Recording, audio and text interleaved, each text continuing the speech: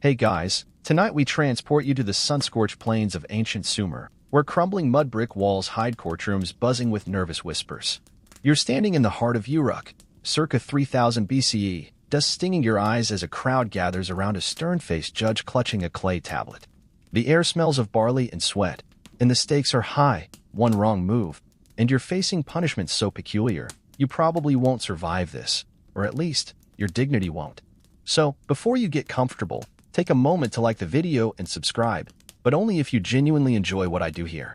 Drop a comment with your location and local time. I'm curious where you're drifting off from tonight. Now, dim the lights, maybe turn on a fan for that soft background hum, and let's ease into tonight's journey together. You're not in a sleek modern courthouse with air conditioning and coffee breaks. No, you're barefoot on a packed dirt floor, the heat pressing down like a heavy blanket.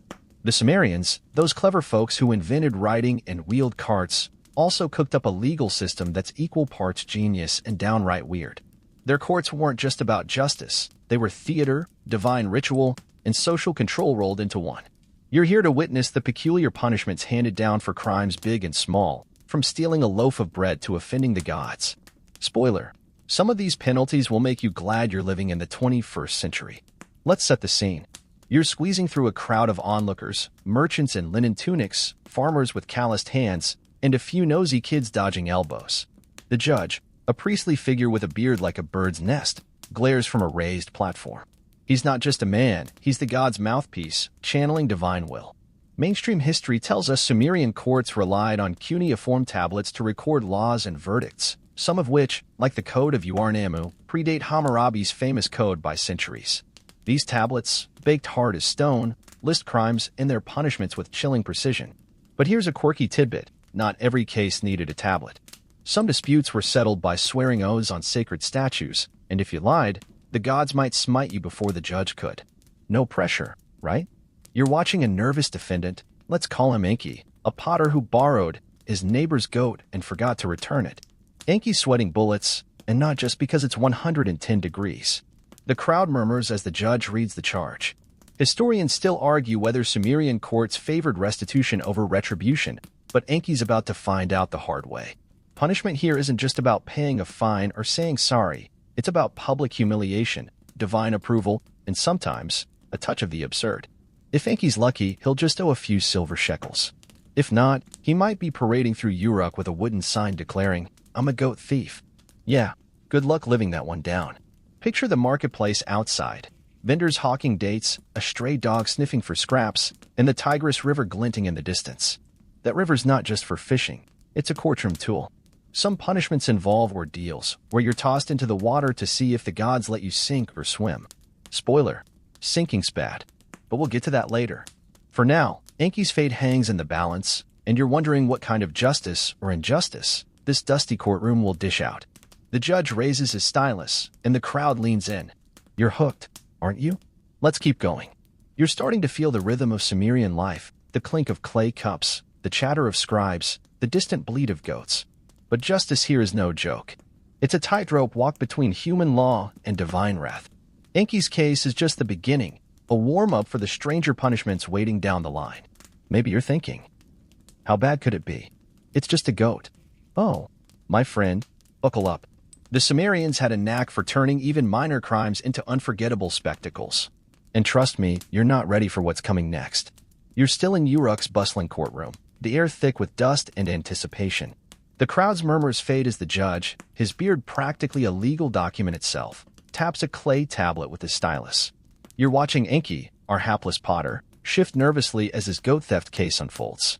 But now the focus shifts. You're diving into the world of cuneiform verdicts, where Sumerian scribes etched punishments into clay with a precision that's both impressive and, frankly, a bit obsessive. These tablets aren't just records. They're the backbone of a legal system that loves its paperwork as much as its divine drama. Picture yourself squinting at one of these tablets, its surface crisscrossed with wedge-shaped marks.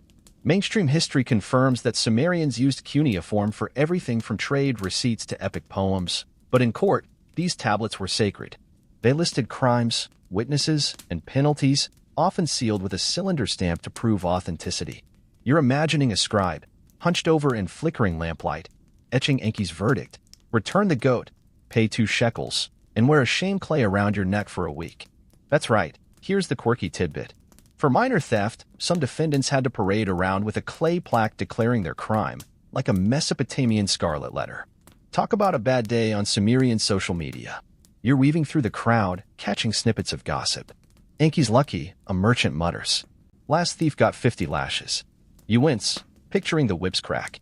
The tablets reveal a sliding scale of punishments, and petty theft could mean fines, public shaming, or worse, depending on the judge's mood or the gods.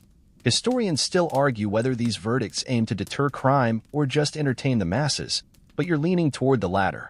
There's a theatrical vibe here, like you're at a reality show called Who's Getting Flogged Today? Let's zoom in on another case. You spot a woman, let's call her Inanna, accused of sneaking extra barley from a temple granary. She's standing tall, but her eyes dart to the tablet in the judge's hands. The scribe reads, Inanna shall repay double the barley and carry a basket of reeds through the city gates. You're thinking, reeds? That's it. But here's the catch. Those reeds symbolize her crime, and she'll be mocked at every turn. It's not just about the barley, it's about making sure everyone knows Inanna's no saint. You're starting to get why Sumerians love their courts. It's justice with a side of public roast. The sensory overload hits you. The scratch of stylus on clay, the tang of smoke from a nearby brazier, the crowd's restless shuffle. You're wondering how these tablets survived millennia, baked in ovens or sun-dried. They're tougher than your average USB drive. Some even list punishments so odd you double-check you heard right. One guy, caught stealing a neighbor's dates, had to plant a palm tree in the victim's yard.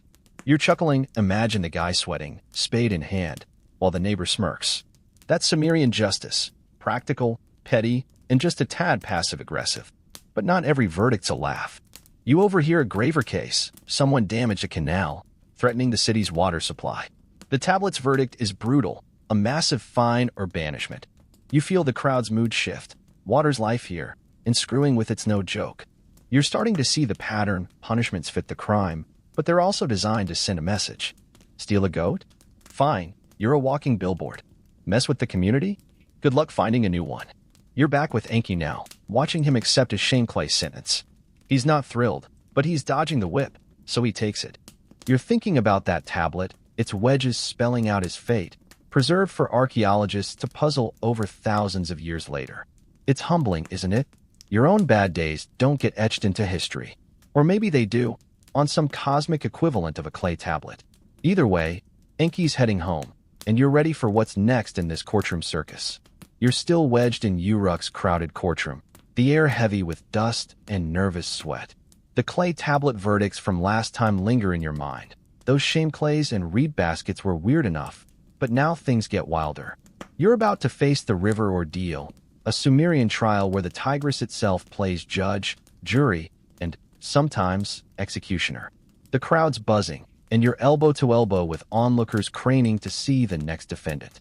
This isn't just justice. It's a high-stakes gamble with the gods. Picture the scene. You're trudging toward the riverbank, the Tigris glinting under a relentless sun. Mainstream history tells us Sumerians used ordeals for cases lacking witnesses or evidence, like disputes over theft or false accusations. The logic? Toss the accused into the river. If they swim, the gods say they're innocent. If they sink, well, guilty is charged, and probably not breathing. You're staring at the churning water, wondering how anyone survives this. Spoiler, swimming skills help, but divine favors the real MVP. Here's the quirky tidbit. Some ordeals required you to fetch an object, like a clay pot, from the riverbed. You're imagining diving in, lungs burning, while the crowd bets on your odds. It's not just a test, it's a spectacle. You spot a defendant, let's call him Lugal, accused of lying about a land deal. He's pale, muttering prayers to Enki, the water god. The judge, all stern beard and zero sympathy, orders Lugal to the water's edge. You're thinking, this guy's toast, and you're not wrong.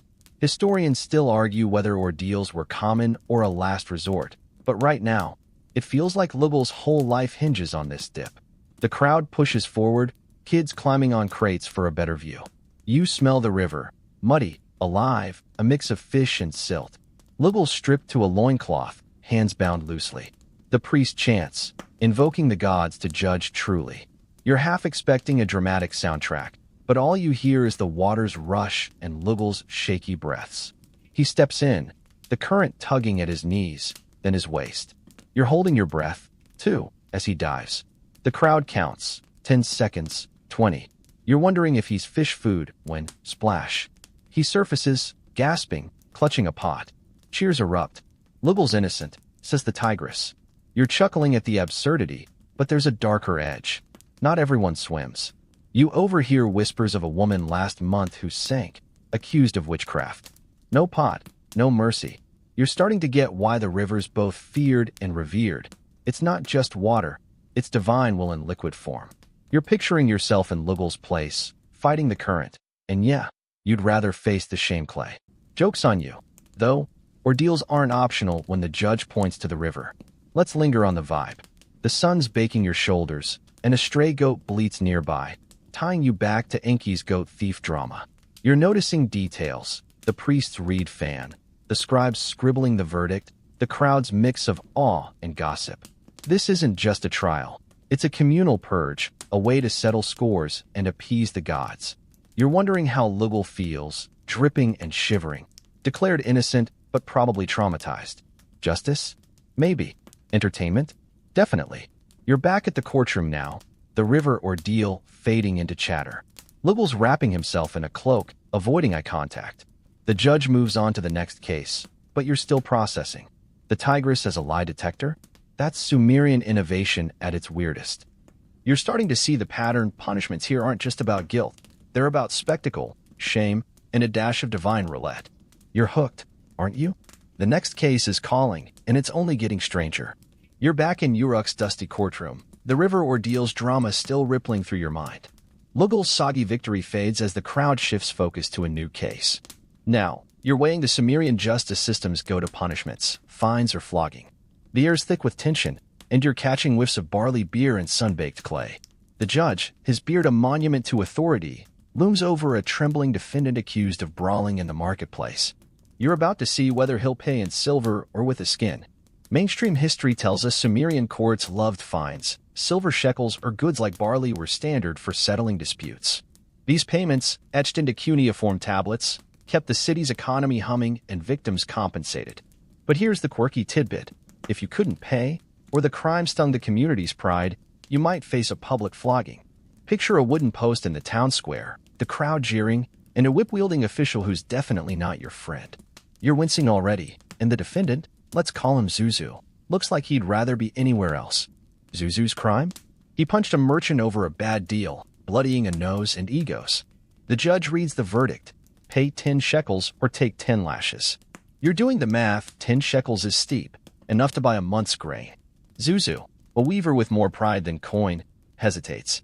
You're imagining him counting his savings, picturing that whip. The crowd's whispering, some betting on lashes for the show. Historians still argue whether floggings were more about deterrence or public entertainment, but you're leaning toward both. This feels like Sumerian justice's version of a viral video. You're picturing the scene if Zuzu chooses lashes. You're standing in the square, the sun scorching, as Zuzu's tied to the post. The first crack of the whip makes you flinch. Ouch, that's gonna leave a mark. The crowd's a mix of gasps and cheers, like they're at a gladiator match. You're joking to yourself. Note to self, don't punch merchants in Uruk. But there's a method here. Floggings humiliate and hurt, ensuring Zuzu won't throw punches again. Or so the judge hopes. Let's flip to fines for a second. If Zuzu scrapes together the shekels, he'll hand them over in a public ceremony, maybe tossing in an apology for extra humility. You're seeing it now. Zuzu, head bowed, dropping silver into the merchant's palm while scribes record every detail. It's less dramatic than lashes, but still a spectacle. You're noticing the crowd's disappointment. They wanted blood, not bookkeeping.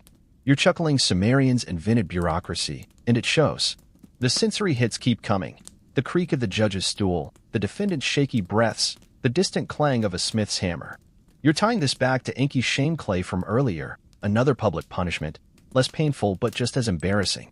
Zuzu's still deciding, and you're feeling the weight of his choice. Pay and eat dirt for a month, or take the whip and limp home. You're glad it's not you up there, but you're hooked on the drama. Zuzu finally mumbles, "I'll pay." The crowd groans, robbed of their show. You're half relieved, half curious what lashes look like up close. The judge nods, and scribes etch the verdict. You're starting to get the Sumerian vibe. Justice here is flexible but always public, always a lesson. Fines keep the peace. Floggings keep the crowd. You're wondering what's next, because if fines and whips are this intense, the punishments are only getting weirder. You're still in Uruk's sun-baked courtroom, the sting of Zuzu's fine or flog dilemma fading as the crowd rustles with fresh gossip. Now, you're diving into the peculiar world of Theft's strange reprisals.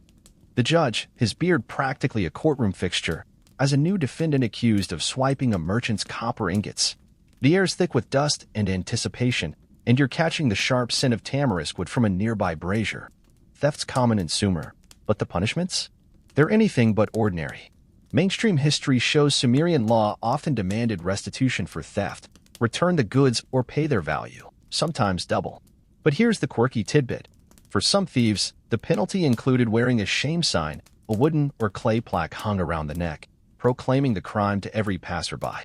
You're picturing the defendant, let's call her Neen, a weaver caught with the copper. She's standing before the judge, her face a mix of defiance and dread, knowing she might become Uruk's walking billboard. Nin's case unfolds. The merchant, red-faced and waving a cuneiform receipt, demands justice. The judge's verdict: return the copper, pay a shekel, and wear a sign for 7 days. You're imagining Neen trudging through the marketplace, a clay tablet dangling from her neck, etched with, "I stole copper." Kids point, vendors snicker, and Nin's wishing she'd stuck to weaving. You're chuckling, talk about a bad week. Historians still argue whether shame signs were meant to reform or just humiliate, but you're betting on the latter. This feels like Sumerian justice's answer to a public roast. Let's paint the scene. You're weaving through the crowd, dodging a stray goat. Yep, goats are everywhere, just like Enki's old drama. The sign's not just a fashion fail, it's heavy, chafing Nin's neck as she shuffles past date stalls and pottery shops. You're hearing the clink of her loom weights back home, now useless as her reputation tanks. The crowd loves it, whispering, "That's what you get for sticky fingers." You're joking to yourself. Note to self, don't borrow anything in Uruk without a contract. But there's variety in Theft's penalties. You overhear another case: a man stole a temple's grain. His punishment? Not just a sign, but laboring in the temple fields for a month, hoeing under the sun. You're wincing, picturing the blisters. It's clever, though, steal from the gods, and you're their servant. You're starting to see the Sumerian knack for matching punishment to crime, with a twist of public spectacle. Nin's lucky she's not hoeing. Her sign's bad enough. The sensory hits keep coming. The scratch of the scribe's stylus, Nin's quiet sigh, the distant splash of the Tigris, tying back to Lugal's river ordeal. You're wondering how Neil survived the gossip. Will her neighbors ever buy her cloth again? The shame sign's temporary, but Sumerian memories are long. You're feeling the weight of this system. Justice isn't just about paying back. It's about losing face, sometimes forever. Neen accepts her fate, head low, as the judge moves on. You're still processing the absurdity, a sign for stealing? It's so specific, so Sumerian. You're tying this to Zuzu's fine, another public lesson, and you're getting the vibe. In Uruk, crime's a show, and you're the star, whether you like it or not. The next case is brewing, and you're braced for more weirdness. What's weirder than a shame sign? You're about to find out. You're still packed into Uruk's dusty courtroom, the memory of Nin's shame sign dangling in your mind like a bad fashion choice. The crowd's restless, buzzing with whispers as a new case takes center stage, one that's juicier than stolen copper. You're diving into the scandalous world of adultery's heavy price in Sumerian courts. The air smells of sweat and clay, and the judge, his beard a legal legend, glares at two defendants caught in a romantic mess. This isn't just drama, it's a social earthquake. Mainstream history tells us Sumerian law took adultery seriously, especially when it threatened family or property lines. Penalties, etched in cuneiform, often hit women harder than men, reflecting the era's patriarchal lean. But here's the quirky tidbit. Some adulterers faced mirroring punishments, like shaving half their head to mark their shame. You're picturing the accused. Let's call them Dumuzi and Lilitu, standing before the judge. Dumuzi's a merchant, Lilitu a scribe's wife, and there flings the talk of Uruk's taverns. The courtroom's electric. The judge reads the charge. Dumuzi and Lilitu, caught in forbidden embrace. You're wincing, busted. The evidence: a nosy neighbor's testimony and a suspicious love poem on a clay tablet. The verdict's brutal. Lilitu loses half her hair. Dumuzi pays a hefty fine, and both must parade through the city, heads bowed. You're imagining Lilitu's lopsided haircut, the crowd snickers echoing like a bad sitcom. Historians still argue whether these punishments aim to restore honor or just fuel gossip, but you're betting on the gossip. This feels like Sumerian TMZ. Picture the scene. You're trailing the couple through Uruk's gates, the Tigris glinting nearby, tying back to Lugal's river ordeal. Lilitu's shorn scalp draws stares. Dumuzi's wallet's lighter by 20 shekels. You're joking to yourself. Note to self. Keep poems platonic in Sumer. The crowd's relentless. Kids mimic Lilitu's walk. Vendors hawk scandal barley for laughs. It's not just shame. It's a public shredding of their status. You're wondering if they'll ever live this down. But not all adultery cases end in haircuts. You overhear whispers of harsher penalties, banishment for repeat offenders, or, in rare cases, death by stoning for elite betrayals. You're relieved Dumuzi and Lilitu dodged that, but the social death's bad enough. The sensory hits keep coming. The scrape of the barber's blade, Lilitu's stifled sob, the clink of Dumuzi's silver hitting the judge's table. You're tying this to Nin's shame sign, another public spectacle, just with higher stakes. Let's linger on the vibe. The courtroom's a pressure cooker, every eye on the couple. You're noticing details, the judge's reed fan, the scribes etching the verdict, the crowd's mix of judgment and glee. This isn't just about law. It's about control, keeping families tight and reputations tighter. You're chuckling at the absurdity. Half a haircut? Really? But you feel for Lilitu, her dignity clipped as much as her hair. The judge moves on, but you're still processing. Adultery's price in Sumer isn't just personal. It's a community affair, a warning carved in shame and silver. You're starting to get why these courts were so packed. Justice here's a show, and everyone's got a front row seat. The next case is brewing, and you're braced for more weirdness. What tops a bad haircut? Let's find out. You're still in Uruk's sweltering courtroom, the sting of Dumuzi and Lilitu's adultery scandal fading into the crowd's murmurs. The air's thick with dust and intrigue as a new case steps up, this one steeped in divine weight. You're about to witness judges' divine oaths, where Sumerian priests rule as the gods' mouthpieces, blending law with cosmic authority. The scent of incense wafts from a clay burner, and the judge, yes, that bearded icon, clutches a sacred staff, his eyes scanning the accused like he's channeling Enlil himself. Mainstream history confirms Sumerian judges were often priests, their verdicts backed by divine sanction. Temples doubled as courthouses, and oaths sworn on God's statues were legally binding. But here's the quirky tidbit. Some defendants had to drink bitter water blessed by a deity, believed to curse liars with sickness. You're picturing the accused. Let's call him Shamash, a traitor accused of cheating a temple with short-weighted grain. He's sweating, eyeing a clay cup of murky liquid the priest-judge holds. The courtroom hums with reverence. The judge intones, swear by Inanna's name, and drink. Shamash gulps, knowing a false oath might bring divine indigestion or worse. You're imagining the bitter water's taste, like mud and regret. The crowd's hushed, waiting for a cough or collapse. Historians still argue whether these oaths were psychological ploys or genuine divine tests, but you're leaning toward both. It's Sumerian justice with a holy kick. Picture yourself at the temple steps, the Tigris ripple in the distance tying back to Lugal's river ordeal. Shamash downs the water, grimacing, while scribes etch the oath on a tablet. You're joking. Note to self, don't skimp on temple grain. The crowd's tense, will Shamash clutch his stomach or walk free? He stands firm, and the judge nods. Inanna finds you true. Relief washes over Shamash, but you're wondering how many others weren't so lucky. Not every oath's so dramatic. You overhear a minor case, a farmer swearing on a god's statue to settle a debt dispute. No bitter water, just a hand on bronze and a promise. But the stakes feel cosmic. Lying risks divine wrath, maybe a failed harvest. You're catching the vibe. In Sumer, law and religion are entwined, every verdict a divine press release. The sensory hits keep coming. The incense's sweet burn, Shamash's shaky exhale, the rustle of priestly robes. Let's linger on the scene. The temple's dim, lit by flickering lamps, its walls carved with God's eyes. You're tying this to Nin's shame sign, another public ritual, less holy but just as theatrical. Shamash's ordeal shows the god's grip on justice. One wrong word, and you're cursed, not just fined. You're chuckling at the bitter water's absurdity, imagine the priest's recipe, but you feel the weight. Swearing on a god's name isn't casual, it's a contract with the cosmos. Shamash walks free, the crowd murmuring approval. The judge-priest moves on, staff thumping. You're still processing. Divine oaths? Cursed drinks? Sumerian courts don't mess around. You're starting to see why these trials drew crowds. Justice here's half law, half divine reality show. The next case looms, and you're braced for more strangeness. What's weirder than sipping divine lie detector juice? Let's see. You're still in Uruk's bustling courtroom, the divine weight of Shamash's bitter water oath lingering like incense in the air. The crowd's chatter picks up as a new case emerges, one that trades temple drama for the desolate road of banishment. You're about to trudge down banishment's lonely path, Sumer's version of social death, where exile cuts deeper than any whip. The judge, his beard a stern sentinel, as a defendant accused of defying a royal decree. The air's heavy with dust and dread, and you smell the faint tang of mud from the nearby Tigris.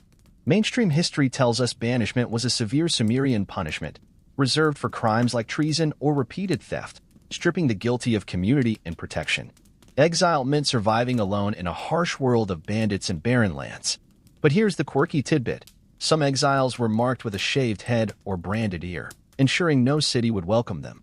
You're picturing the accused. Let's call him Gudea, a scribe caught forging a royal seal. He stands rigid, knowing banishment's worse than a shame sign like Nin's. The courtroom's tense. The judge declares, Gudea, you are cast out. Leave Uruk by dawn. You're imagining Gudea's fate. A shaved scalp, a pack of barley, and a one-way walk into the desert. The crowd whispers, exile's a death sentence without blood. Historians still argue whether banishment aimed to protect society or just shift the problem elsewhere, but you're feeling the former. Gudea's not just losing his home, he's erased from Sumerian life. Picture yourself trailing Gudea to Uruk's gates, the Tigris glinting in the distance, tying back to Lugal's river ordeal. His head's freshly shaved, glinting under the sun, a beacon of shame. You're joking. Note to self, don't fake royal seals. The crowd jeers, kids tossing pebbles as Gudea shuffles out. You're catching the vibe. Banishment's not just physical, it's a social gut punch. No marketplace banter, no temple prayers, just you and the vultures. Not all banishments are so stark. You overhear a lighter case. A thief exiled to a distant village, not the wilderness. Still, he's cut off from family, his name mud. You're wincing, picturing the loneliness. The sensory hits keep coming. The scrape of the barber's blade on Gudea's scalp, his quiet curse, the crunch of his sandals on the road. You're tying this to Dumuzi's adultery shame, public but temporary. Banishment's forever, a punishment that lingers like a bad dream. Let's linger on the scene. The gates loom, mud brick walls baking in the heat. You're noticing details. Gudea's trembling hands, the scribes etching his exile, the crowd's mix of pity and scorn. This isn't just justice. It's a ritual of exclusion, a warning to play by Sumer's rules. You're chuckling at the branded ear's absurdity. Talk about a permanent Yelp review. But you feel for Gudea, his life unraveling with each step. The judge moves on, the crowd dispersing. You're still processing. Banishment's not flashy like floggings or oaths, but it's brutal in its quiet way. You're starting to get why Sumerians feared it. Lose your city, lose yourself. The next case is stirring, and you're braced for more weirdness. What's harsher than a one-way ticket to nowhere? Let's find out. You're back in Uruk's crowded courtroom. Gudea's lonely exile still haunting your thoughts as the dust settles. Now, you're stepping into the bizarre world of animal-based penalties, where Sumerian justice gets downright wild. The air is thick with the scent of straw and sweat, and the judge, his beard a timeless fixture, peers at a defendant accused of damaging a temple's sacred grove. You're catching bleats and clucks from the courtyard. Yep, animals are about to steal the show. Mainstream history notes Sumerians valued livestock as wealth, so fines often involved animals, goats, sheep, or even doves, to settle debts or appease gods. But here's the quirky tidbit. Some punishments required sacrificing a specific animal, like a black lamb, to cleanse the crime's spiritual stain. You're picturing the accused. Let's call her Aresh, a farmer who snapped sacred tamarisk branches for firewood. She's trembling, knowing her penalty involves more than a fine. The judge's verdict lands. Aresh, offer a black lamb to Inanna and pay 3 shekels. You're imagining Aresh leading a bleeding lamb to the temple altar, her hands shaking as priests chant. The crowd's humming. Sacrifices are holy, but also a spectacle. Historians still argue whether animal penalties were about divine atonement or just economic flexing, but you're leaning toward both. It's Sumerian justice with a side of barnyard drama. Picture the scene. You're at the temple, the tigress murmur tying back to Lugal's river ordeal. Eresh slits the lamb's throat. PG-13, don't worry, it's blood staining the altar. You're joking. Note to self, don't touch temple trees. The crowd's reverent, but some kids giggle at the lamb's final bleat. You're catching the vibe. Animals aren't just currency. They're cosmic middlemen, carrying Eresh's sin to the gods. Not all animal penalties are so grim. You overhear a lighter case. A merchant who cheated a customer must give 2 doves to the victim's household. You're chuckling, picturing doves cooing in a cramped mudbrick yard. But for Eresh, the lamb's no joke. It's her best livestock, and those shekels hurt. The sensory hits keep coming. The altar's smoky tang, Eresh's stifled sob, the rustle of priestly robes. You're tying this to Nin's shame sign, public, but less bloody.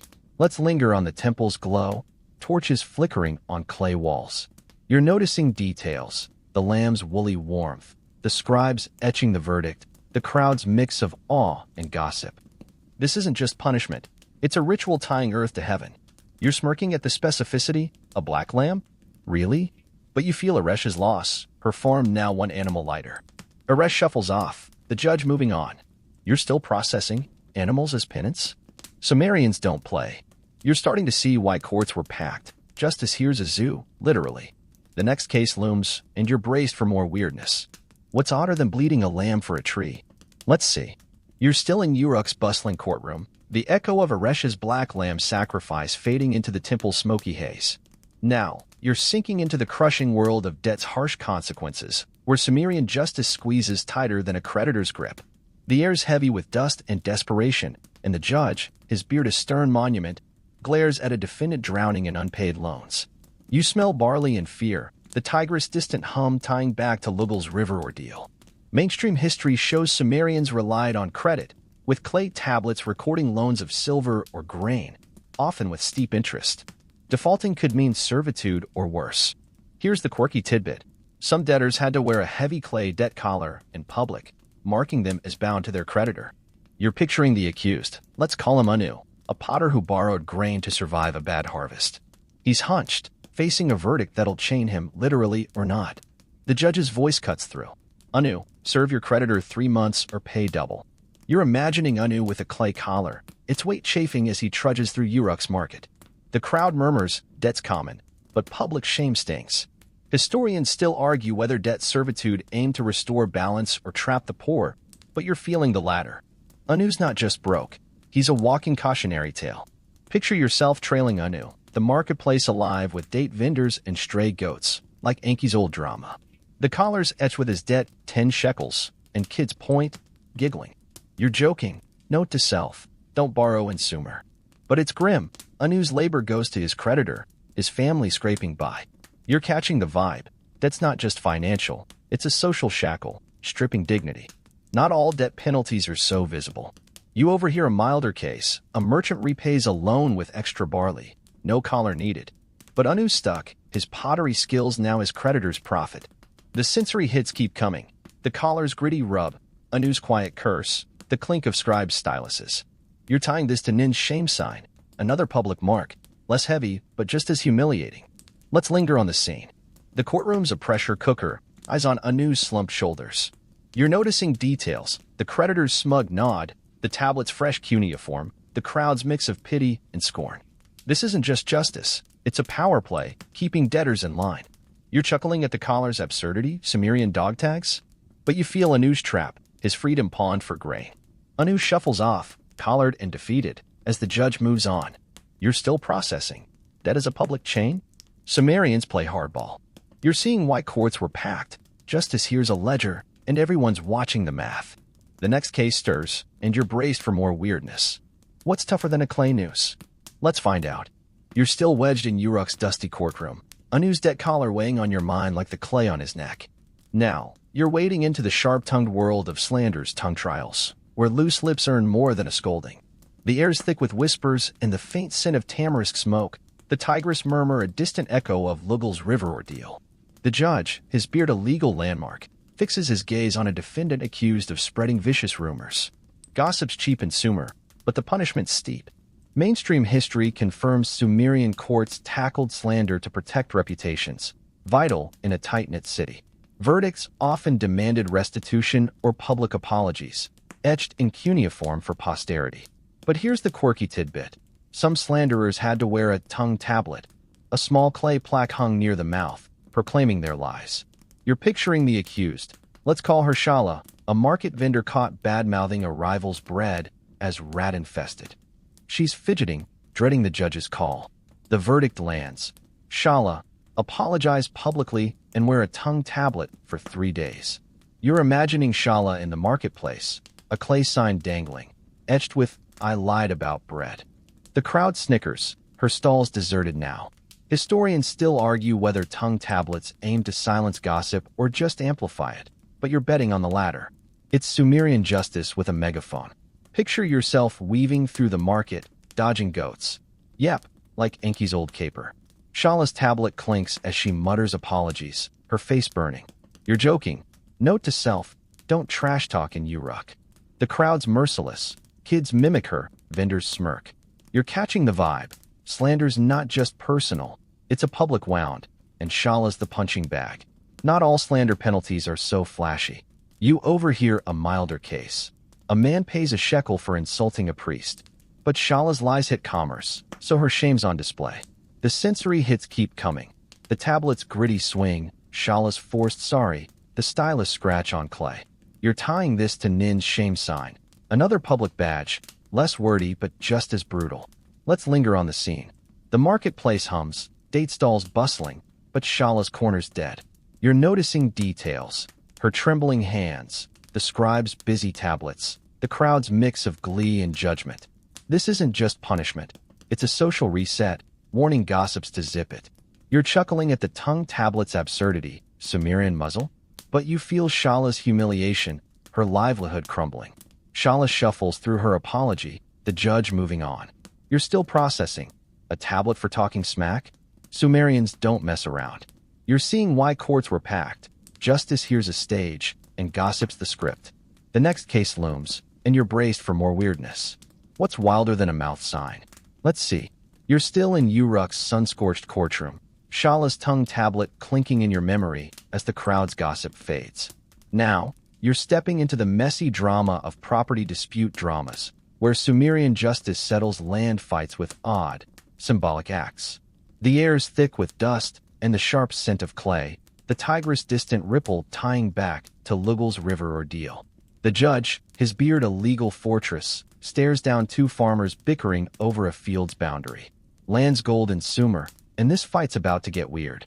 Mainstream history shows Sumerians used cuneiform tablets to record property lines, often backed by surveys and divine oaths. Disputes were common, settled with fines or restitution. But here's the quirky tidbit.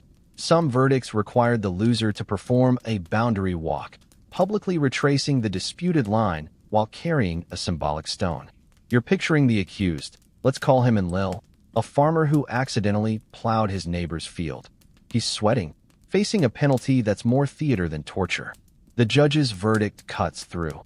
Enlil, repay the grain and walk the boundary with a stone. You're imagining Enlil trudging along the field, a heavy rock in his arms, muttering as neighbors jeer.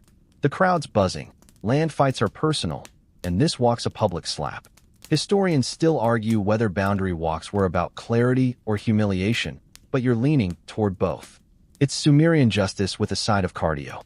Picture yourself at the field's edge, barley stalks swaying, goats bleating, yep, like Enki's old saga. Enlil's stone, etched with a curse against trespassers, digs into his shoulder. You're joking. Note to self, check boundaries before plowing. The crowd's eating it up, kids trail Enlil, adults smirk. You're catching the vibe, property's sacred, and Enlil's walk screams, don't mess with my land. Not all disputes end so strangely. You overhear a simpler case. A merchant pays silver to settle a wall dispute. But Enlil's field grab demands a show. The sensory hits keep coming. The stone's gritty weight, Enlil's grumbling, the rustle of scribes' reeds. You're tying this to Shala's tongue tablet, another public ritual, less talky, but just as shaming. Let's linger on the scene. The field's dusty, the sun brutal, and Lil's step slow. You're noticing details, his strained grimace, the tablet recording his shame, the crowd's mix of scorn and boredom. This isn't just justice, it's a community marker, etching boundaries in memory and mud. You're chuckling at the stone's absurdity, Sumerian fitted? But you feel in Lil's burn, his pride plowed under. And Lil finishes his walk, dropping the stone as the judge's scribe nods. You're still processing. A rock for a land grab? Sumerians love their symbols. You're seeing why courts were packed. Justice hears a drama and lands the star. The next case stirs, and you're braced for more weirdness. What's odder than a boundary hike? Let's find out. You're still in Uruk's dusty courtroom, and Lil's boundary walk fading into the haze of barley fields. Now, you're bound to the weight of royal decrees reach, where Sumerian kings flex their power through court rulings. The air's thick with incense and authority, the Tigris' faint ripple tying back to Lugul's river ordeal. The judge, his beard a regal emblem, reads a decree stamped with the king's seal, and the crowd hushes. This isn't just justice, it's the crown's will, and you're caught in its shadow. Mainstream history confirms Sumerian kings, like Namu, shaped laws, their decrees carved on steels to guide courts. Royal edicts could override local rulings, especially for crimes against the state. But here's the quirky tidbit. Some penalties involved royal service, like repairing palace canals, to prove loyalty. You're picturing the accused, let's call him Zababa, a merchant caught dodging taxes on his wine trade. He's pale, knowing the king's word could crush him. The judge intones, Zababa, labor 1 month on the king's canal and pay 5 shekels. You're imagining Zababa knee-deep in mud, hauling reeds under the sun, his fine clothes ruined. The crowd murmurs, royal decrees are rare, and this one's a spectacle. Historians still argue whether such penalties serve the king's ego or the city's needs, but you're leaning toward both. It's Sumerian justice with a royal flex. Picture yourself at the canal, the air heavy with silt, goats bleeding nearby. Yep, like Enki's old caper. Zababa sweating, his hands blistered, while overseers bark orders. You're joking. Note to self, pay wine taxes. The crowd's sparse but curious. Royal service is a badge of shame and survival. You're catching the vibe. Defying the king isn't just a crime. It's a personal affront, and Zababa's paying in sweat. Not all royal decrees are so hands-on. You overhear a milder case, a scribe fined for ignoring a king's census. But Zababa's tax dodge hit the palace's purse, so he's digging. The sensory hits keep coming. The canal's muddy slosh, Zababa's grunt, the scratch of scribe's styluses. You're tying this to Enlil's boundary walk, another public lesson, less symbolic, but just as grueling. Let's linger on the scene. The canal's buzzing with workers, the sun merciless. You're noticing details, Zababa's strained squint, the royal seal on the verdict tablet, the crowd's mix of awe and pity.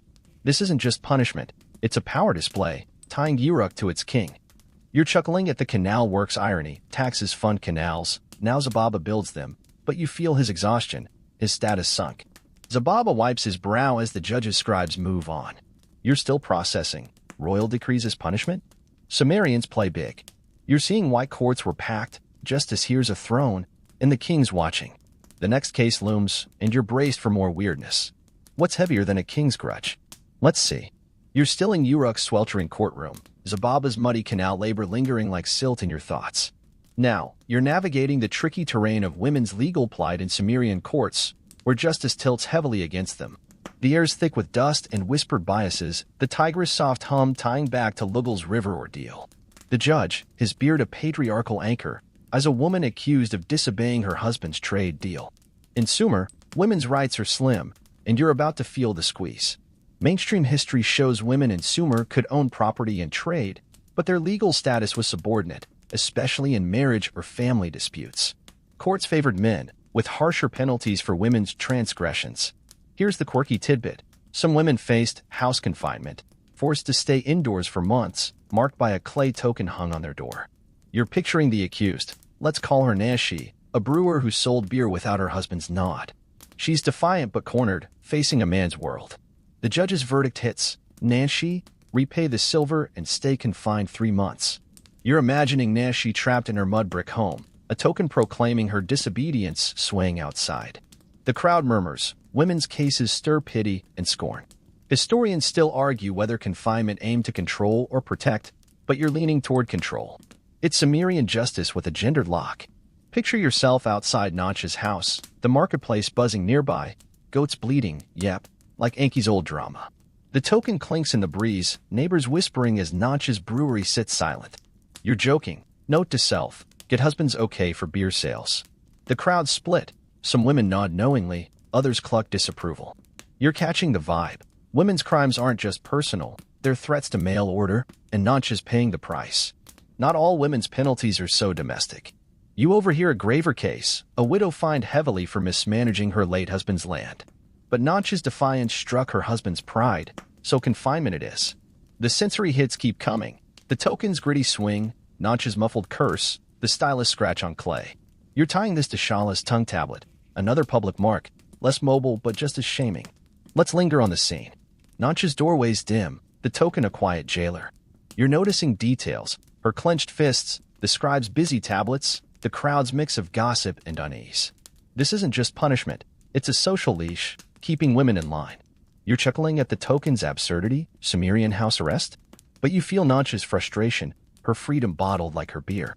Notch's door shuts, the judge moving on. You're still processing confinement for selling beer? Sumer's courts play favorites. You're seeing why they were packed. Justice here's a mirror of power, and women rarely win. The next case stirs, and you're braced for more weirdness. What's tougher than a gendered cage? Let's find out.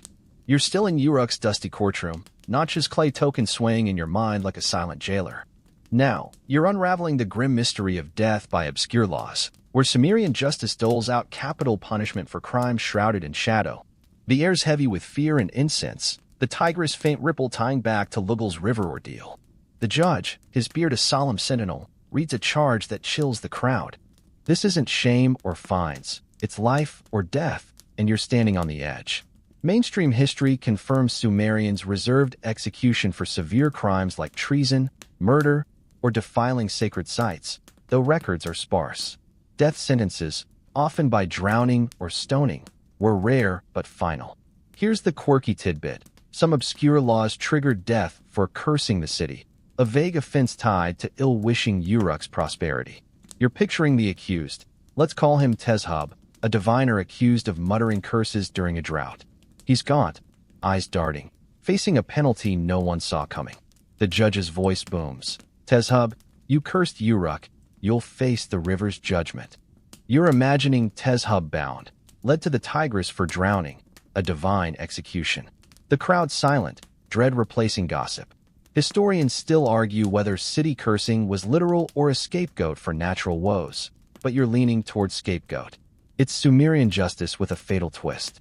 Picture yourself at the riverbank, the water churning, goats bleating distantly. Yep, like Enki's old caper. Teshub's pushed toward the current, priests chanting to appease the gods. You're joking. Note to self, don't grumble during droughts. The crowd's frozen, death's rare, and this feels like a sacrifice. You're catching the vibe. Obscure laws let courts flex power, pinning blame when crops fail or rivers dry. Not all death sentences are so mystical.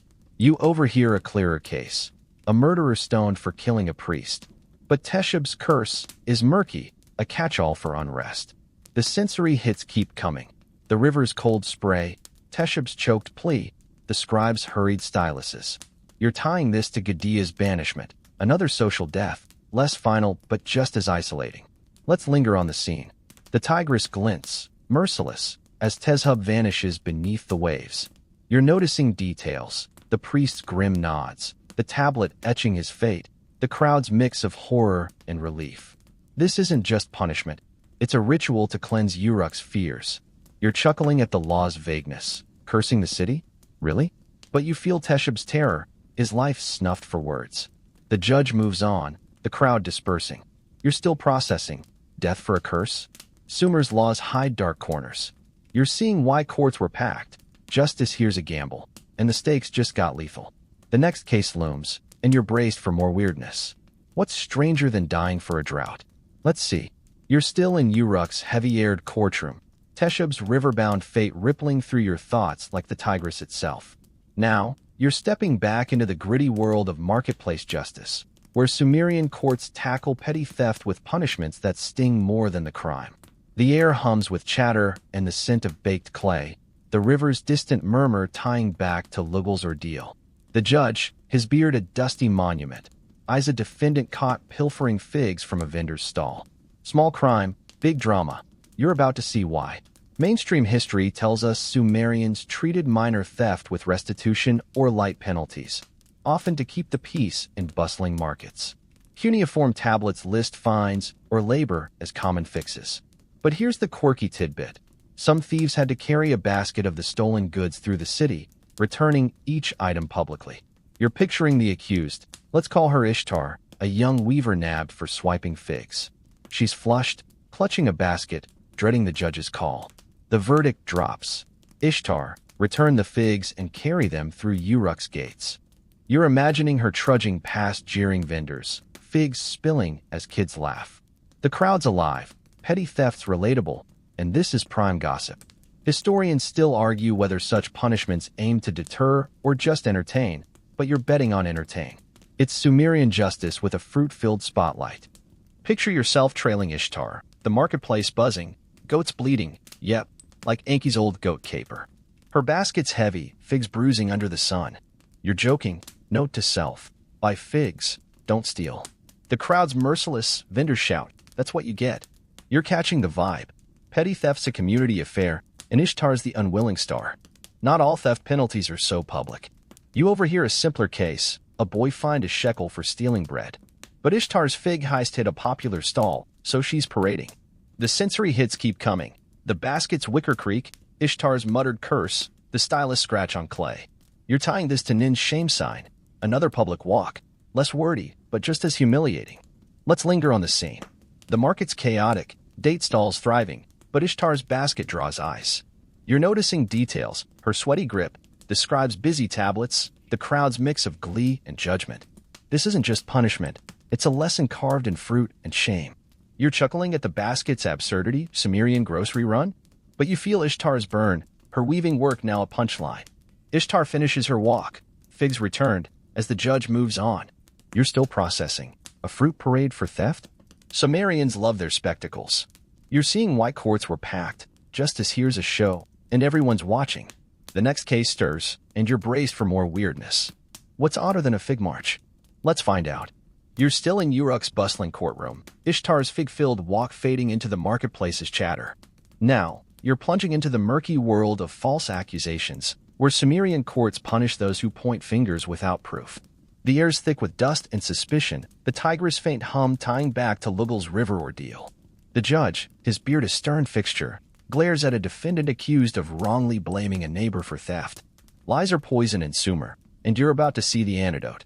Mainstream history shows Sumerian law valued evidence, with false accusers facing penalties mirroring the crime they alleged. Cuneiform tablets record fines or public apologies for baseless claims. But here's the quirky tidbit. Some had to wear a liar's cord, a rope necklace etched with their falsehood, paraded through the city. You're picturing the accused. Let's call him Kesh, a trader who swore his neighbor stole his barley. He's fidgeting, caught when the barley turned up elsewhere. The judge's verdict lands. Kesh, pay a shekel and wear the liar's cord for 5 days. You're imagining Kesh shuffling through Uruk, a rope scratching his neck, marked, I lied about barley. The crowd buzzes, false accusations stir trust issues, and this is juicy. Historians still argue whether liars' cords aim to restore truth or just shame, but you're leaning towards shame. It's Sumerian justice with a knotted twist. Picture yourself weaving through the streets, goats bleating, yep, like Enki's old caper. Kesh's cord draws stares, kids tugging at his vendor's smirk. You're joking. Note to self. Check facts before accusing. The crowd's relentless. Gossip spreads faster than Kesh's steps. You're catching the vibe. False accusations aren't just personal. They fracture community, and Kesh is paying publicly. Not all penalties are so visible. You overhear a milder case, a woman fined for falsely claiming a debt. But Kesh's lie targeted a neighbor's honor, so the cord's his badge. The sensory hits keep coming. The rope's rough chafe, Kesh's low grumble, the scribe's stylus scratch. You're tying this to Shala's tongue tablet, another public mark, less heavy, but just as humiliating. Let's linger on the scene. The streets pulse, date stalls thriving, but Kesh's cord steals focus. You're noticing details, his downcast eyes, the tablet etching his shame, the crowd's mix of scorn and amusement. This isn't just punishment, it's a trust repair, warning against reckless words. You're chuckling at the cord's absurdity, Sumerian dog leash? But you feel Kesh's sting, his credibility frayed. Kesh trudges on, the judge moving to the next case. You're still processing, a rope for a lie? Sumerians don't play. You're seeing why courts were packed. Justice here's a stage, and truth's the script. The next case looms, and you're braced for more weirdness. What's stranger than a liar's leash? Let's find out. You're still in Uruk's dusty courtroom.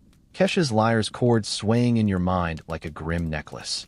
Now, you're wading into the strange world of ritual reparations, where Sumerian courts settle disputes with symbolic acts to mend social rifts. The air's thick with incense and tension, the Tigris' soft ripple tying back to Lugal's river ordeal. The judge, his beard a legal cornerstone, eyes two merchants feuding over a botched trade. Words failed, fists flew, and you're about to see justice get ceremonial. Mainstream history shows Sumerian courts often used restitution to resolve trade disputes, with cuneiform tablets detailing goods or silver exchanged. But here's the quirky tidbit. Some cases required a reconciliation rite, where disputants shared a ritual meal under the god's gaze to seal peace. You're picturing the accused. Let's call them Bao and Nergal, merchants whose deal for wool went sour, sparking a public brawl. They're glaring, but the judge wants harmony, not grudges. The verdict falls. Bao and Nergal share a meal of bread and beer before Inanna's shrine. You're imagining them at the temple, awkwardly breaking bread, a clay tablet proclaiming their truce. The crowd's curious. Rites are rare, and this one's a show. Historians still argue whether reconciliation rites were about community or divine approval, but you're leaning toward both.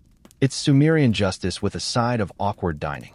Picture yourself at the shrine, the air smoky, goats bleating nearby. Yep, like Enki's old caper. Bao and Nergal sip beer, their forced smiles fooling no one. You're joking. Note to self, don't punch over wool deals. The crowd's mixed, some nod approval, others snicker at the tension. You're catching the vibe. Brawls disrupt trade, and this writes a public reset, gluing the market back together. Not all disputes get so ceremonial. You overhear a simpler case, a trader fined for shorting a customer. But Bao and Nergal's fight bloodied noses, so the gods demand peace. The sensory hits keep coming. The bread's warm crust, Bao's stiff gulp, the priest's low chants. You're tying this to Enlil's boundary walk, another symbolic act, less tasty but just as public. Let's linger on the scene. The shrine glows, torches flickering, Inanna's statue looming. You're noticing details. Nergal's reluctant bite, the scribe's busy styluses, the crowd's blend of reverence and gossip. This isn't just punishment. It's a social stitch, mending trust with ritual. You're chuckling at the meal's absurdity. Sumerian team building? But you feel the weight, their feud buried under bread. The rite ends, the judge moving on. You're still processing. A meal for a brawl? Sumerians love their symbols. You're seeing why courts were packed. Justice here's a ritual, and everyone's invited. The next case stirs, and you're braced for more weirdness. What's odder than a forced dinner date? Let's find out. You're still in Uruk's bustling courtroom, the awkward bread and beer truce of Bao and Nergal lingering like a forced family dinner. Now, you're diving into the curious world of temple theft penalties, where stealing from the gods earns a punishment as divine as it is strange. The air's heavy with incense and dread, the Tigris' faint ripple tying back to Lugal's river ordeal. The judge, his beard a solemn fixture, glares at a defendant accused of pocketing a temple's silver offering. Messing with the gods? You're about to see why that's a bad idea. Mainstream history confirms Sumerian temples were economic hubs, and theft from them was a grave offense, often punished with restitution or labor. Cuneiform tablets detail such cases with divine oversight. But here's the quirky tidbit. Some thieves had to gift a votive statue to the temple, crafted at their own expense, to appease the deity. You're picturing the accused. Let's call her Tiamat, a servant caught slipping a silver ring from Inanna's altar. She's trembling, knowing the gods don't forgive easily. The judge's verdict booms. Tiamat, repay the silver and offer a statue to Inanna. You're imagining Tiamat scraping together funds for a clay figure, her hands shaking as she presents it at the temple. The crowd's hushed. Temple thefts are scandalous, and this is high drama. Historians still argue whether votive offerings were about atonement or public shaming, but you're leaning toward both. It's Sumerian justice with a holy price tag. Picture yourself at the temple, torches flickering, goats bleating distantly. Yep, like Enki's old caper. Tiamat's statue, a crude and nana likeness, sits on the altar, her debt to the goddess paid. You're joking. Note to self, don't swipe temple bling. The crowd's reverent but gossipy. Servants rarely face such public rites. You're catching the vibe. Stealing from the gods isn't just a crime. It's a cosmic insult, and Tiamat's paying with art and shame. Not all temple thefts end so creatively. You overhear a harsher case. A man sentenced to temple labor for stealing grain. But Tiamat's ring theft demands a visible fix, hence the statue. The sensory hits keep coming. The clay's cool weight, Tiamat's quiet prayer, the priest's rhythmic chants. You're tying this to Eresh's lamb sacrifice, another divine penalty, less bloody but just as costly. Let's linger on the scene. The temple's dim, Inanna's statue looming over Tiamat's offering. You're noticing details. Her nervous bow, the scribe's stylus scratches, the crowd's mix of awe and judgment. This isn't just punishment. It's a divine transaction, restoring sacred balance. You're chuckling at the statue's irony. Steal a ring, sculpt a goddess? But you feel Tiamat's strain, her savings gone for a deity's nod. Tiamat retreats, the judge moving on. You're still processing. A statue for a ring? Sumerians don't skimp on divine debts. You're seeing why courts were packed. Justice here's a sacred stage, and the gods are watching. The next case looms, and you're braced for more weirdness. What's stranger than crafting your own penance? Let's find out. You're still in Uruk's incense-heavy courtroom. Tiamat's votive statue glinting in your mind like a costly apology to Inanna. Now, you're stepping into the odd world of oath-breaking penalties, where Sumerian courts punish those who lie under divine vows. The air's thick with dust and sacred tension, the Tigris' soft hum tying back to Lugal's river ordeal. The judge, his beard a holy anchor, eyes a defendant accused of swearing falsely on a god's name. Breaking an oath? You're about to see why that's a divine deal-breaker. Mainstream history shows Sumerians took oaths seriously, often sworn on temple statues to seal contracts or testimony. Breaking one risked divine wrath, with courts enforcing fines or labor. But here's the quirky tidbit. Some oath-breakers had to renew their vow by offering a clay tablet inscribed with prayers, carried publicly to the temple. You're picturing the accused. Let's call him Utu, a traitor who lied about a debt under Enki's oath. He's sweating, knowing the gods and judge aren't amused. The verdict lands. Utu, pay 2 shekels and bear a prayer tablet to Enki's shrine. You're imagining Utu trudging through Uruk, a heavy clay slab slung around his neck, etched with "I honor Enki's truth." The crowd whispers. Oath-breaking shakes trust, and this is gossip gold.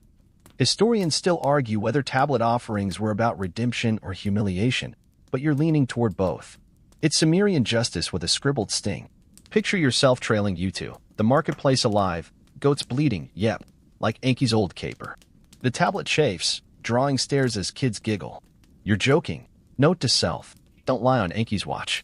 The crowd split. Some pity Utu, others scoff at his hubris. You're catching the vibe. Oath-breaking isn't just a lie. It's a crack in the divine order, and Utu's patching it publicly. Not all oath penalties are so symbolic.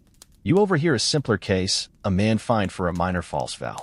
But Utu's debt lie hurt a creditor, so the tablet's his penance. The sensory hits keep coming. The tablet's gritty weight, Utu's low mutter, the priest chants at the shrine. You're tying this to Shala's tongue tablet, another public mark, less holy but just as shaming. Let's linger on the scene. The shrine's dim, Enki's statue looming as Utu kneels. You're noticing details, his strained neck, the scribe's stylus scratches, the crowd's mix of reverence and gossip. This isn't just punishment, it's a divine reset, binding Utu back to truth. You're chuckling at the tablet's irony, lie on clay, carry clay? But you feel his burden, his wallet, and pride lighter. Utu places the tablet, the judge moving on. You're still processing. A prayer slab for a lie? Sumerians love their divine receipts. You're seeing why courts were packed. Justice here's a sacred script, and oaths are law. The next case stirs, and you're braced for more weirdness. What's odder than a walking prayer? Let's find out. You're still in Uruk's dusty courtroom, Utu's prayer tablet heavy in your thoughts like the clay he hauled to Enki's shrine.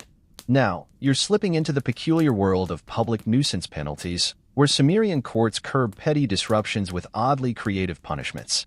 The air's thick with chatter and the scent of barley beer, the Tigris' faint ripple tying back to Lugal's river ordeal. The judge, his beard a legal landmark, as a defendant accused of disturbing the market with loud arguments. Noise complaints in Sumer? You're about to see how they hush the chaos. Mainstream history shows Sumerian courts valued civic order, with cuneiform tablets listing fines for minor public disturbances like brawls or shouting. But here's the quirky tidbit. Some offenders had to wear a silence reed, a bundle of reeds tied to their waist, symbolizing their promise to stay quiet. You're picturing the accused. Let's call her Lamashtu, a potter who yelled at a rival over stall space. She's flushed, dreading the judge's quirky justice. The verdict cuts through. Lamashtu, pay a shekel and wear the silence reed for 4 days. You're imagining her shuffling through the marketplace, reeds rustling like a walking wind chime, drawing smirks.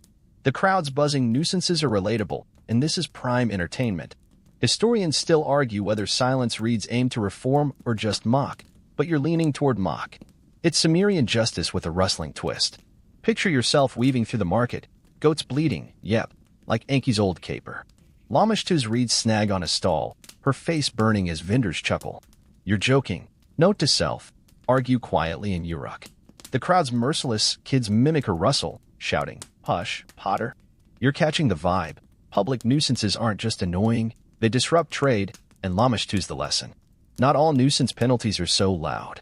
You overhear a simpler case, a man fined for blocking a street. But Lamashtu's shouting rattled shoppers, so reeds it is. The sensory hits keep coming. The reed's dry scrape, Lamashtu's stifled sigh, the scribe's stylus scratch. You're tying this to Ishtar's fig basket, another public prop, less edible but just as shaming. Let's linger on the scene. The market's alive, date stalls humming, but Lamashtu's reeds steal focus. You're noticing details, her clenched jaw, the tablet etching her fine, the crowd's mix of glee and scorn. This isn't just punishment, it's a civic nudge, silencing chaos with irony. You're chuckling at the reed's absurdity, Sumerian mute button, but you feel her embarrassment, her pottery stall now a joke. Lamashtu trudges on, reeds swaying, as the judge moves to the next case. You're still processing. Reeds for yelling? Sumerians love their props. You're seeing why courts were packed. Justice hears a stage and orders the star. The next case looms, and you're braced for more weirdness. What's stranger than a rustling punishment? Let's find out. You're still in Uruk's bustling courtroom. Lamashtu's rustling silence reeds fading into the market's hum. Now, you're stepping into the murky world of witchcraft accusations, where Sumerian courts tackle claims of dark magic with punishments as eerie as the charges. The air's thick with fear and incense, the Tigris' distant ripple tying back to Lugal's river ordeal. The judge, his beard a solemn sentinel, as a woman accused of cursing a neighbor's crops. Witchcraft's a shadowy crime, and you're about to see justice get spooky. Mainstream history shows Sumerians believed in magic, with cuneiform tablets recording trials for sorcery, often punished by fines or exile. Evidence was shaky, dreams or bad luck could spark a charge. But here's the quirky tidbit. Some accused witches had to wear a curse charm, a clay amulet etched with protective spells, to neutralize their power publicly. You're picturing the accused. Let's call her Nigal, a healer blamed for a wilted field. She's tense, knowing the crowd's already convicted her. The judge's verdict lands. Nigal, pay 3 shekels and wear the curse charm for 7 days. You're imagining her trudging through Uruk, a heavy amulet dangling, inscribed with, "I harm no fields." The crowd's edgy, witchcraft scares them, and this is high drama. Historians still argue whether cursed charms were about safety or scapegoating, but you're leaning towards scapegoating. It's Sumerian justice with a magical twist. Picture yourself trailing Nigal, the streets alive, goats bleating, yep, like Enki's old caper. The amulet clinks, drawing whispers as kids hide behind stalls. You're joking. Note to self, don't heal during droughts. The crowd split, some fear her, others mock the charm. You're catching the vibe. Witchcraft's not just a crime, it's a communal panic, and Ningal's the lightning rod. Not all witchcraft cases are so symbolic. You overhear a harsher one, a man exiled for hexing a priest. But Ningal's crop curse demands a visible fix, hence the charm. The sensory hits keep coming. The amulet's cool weight, Ningal's sharp exhale, the priest's low chants. You're tying this to U2's prayer tablet, another public prop, less holy but just as heavy. Let's linger on the scene. The streets hum, date vendors wary, but Ninggal's amulet draws eyes. You're noticing details, her steady gaze, the scribe's busy styluses, the crowd's mix of dread and gossip. This isn't just punishment, it's a ritual to quell fear. You're chuckling at the charm's irony, ward off magic with magic? But you feel Ninggal's isolation, her healing now a curse. Ninggal moves on, the judge shifting to the next case. You're still processing. An amulet for witchcraft? Sumerians lean hard into mysticism. You're seeing why courts were packed. Justice hears a spell and fears the script. The next case stirs, and you're braced for more weirdness. What's creepier than a magical leash? Let's find out.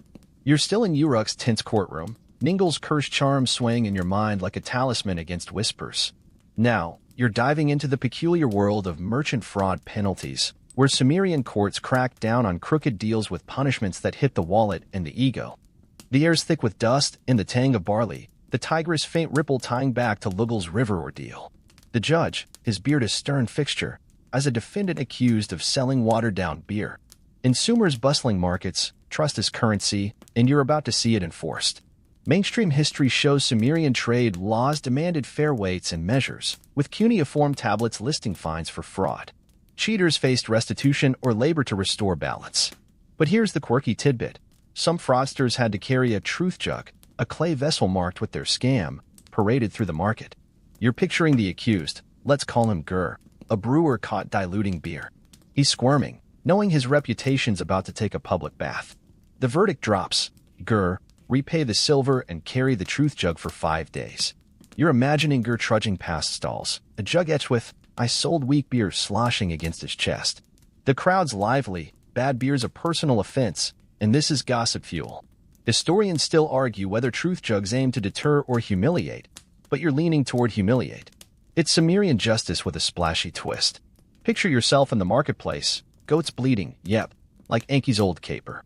Gur's jug drips, drawing laughs as vendors jeer, pour me a real one. You're joking, note to self, don't skimp on the brew.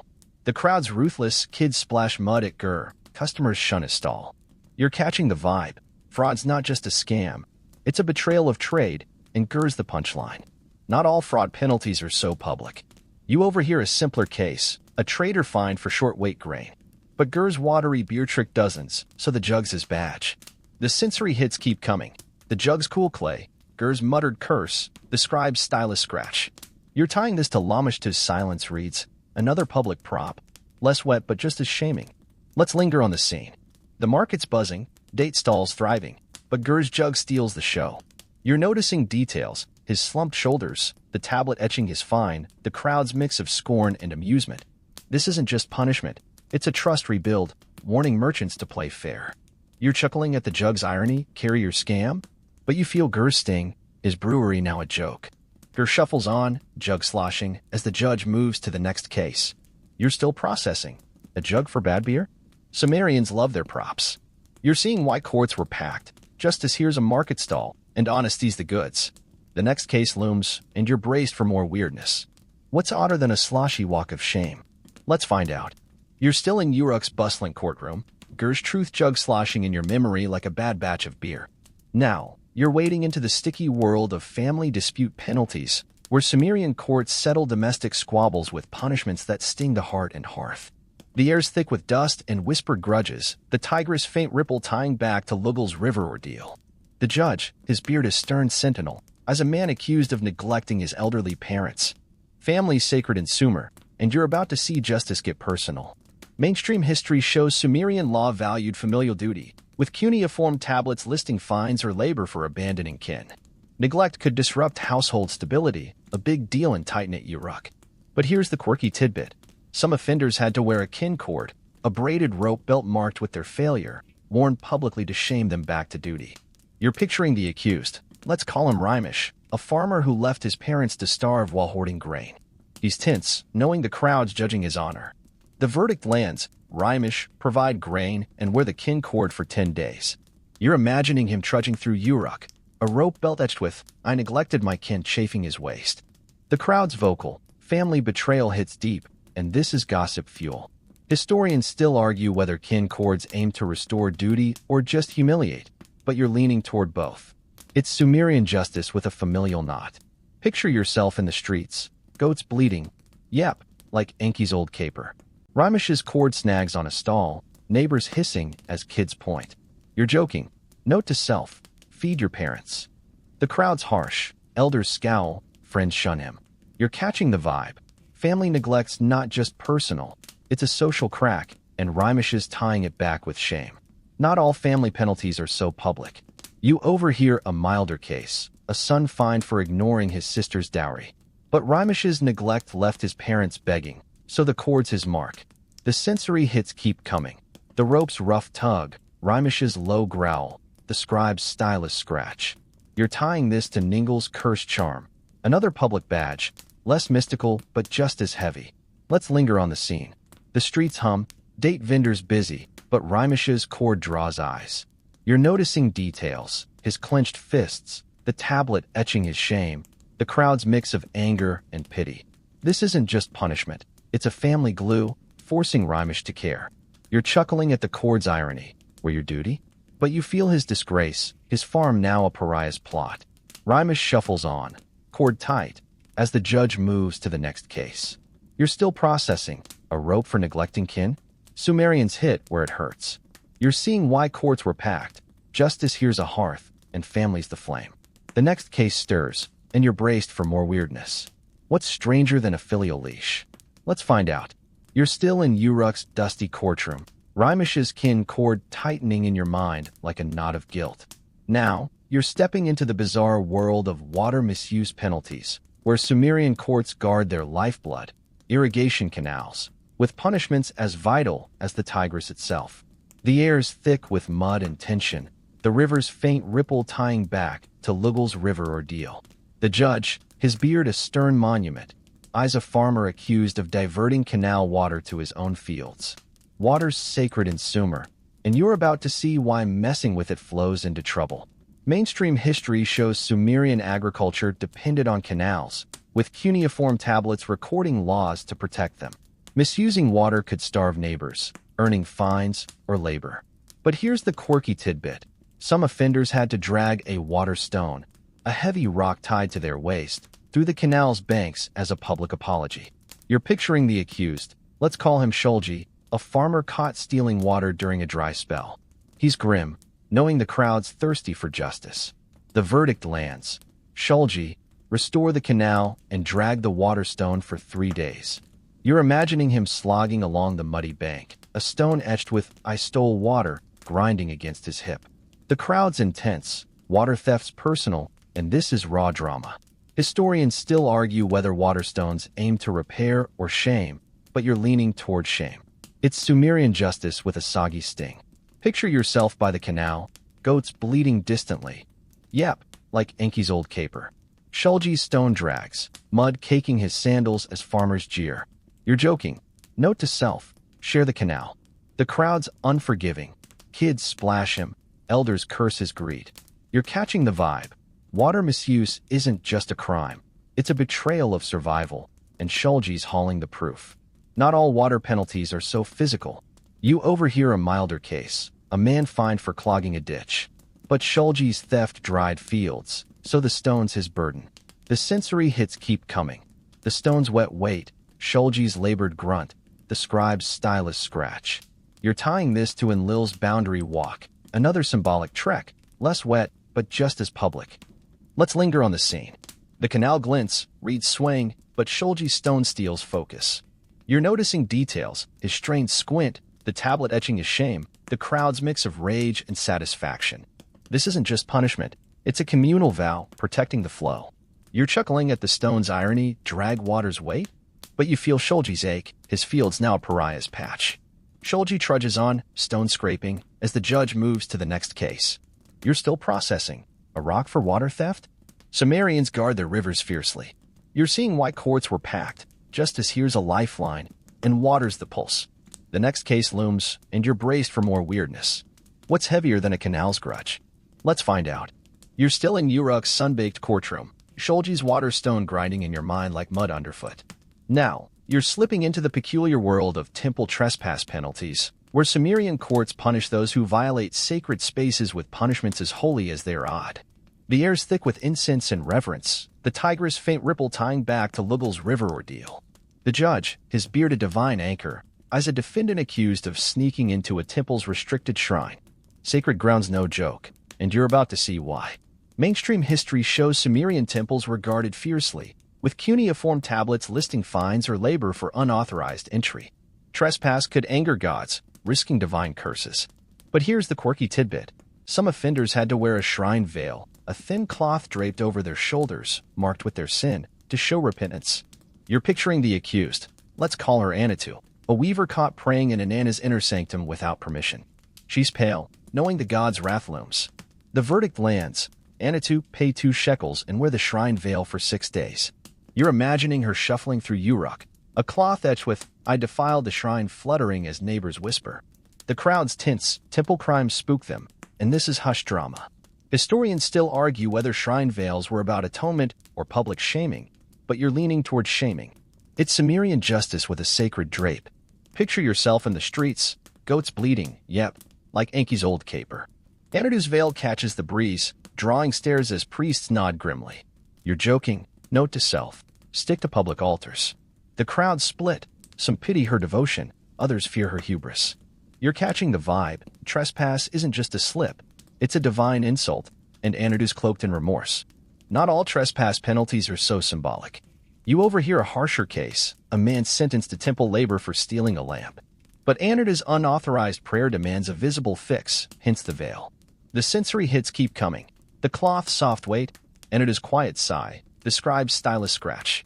You're tying this to Ningal's cursed charm, another public mark, less magical but just as heavy. Let's linger on the scene.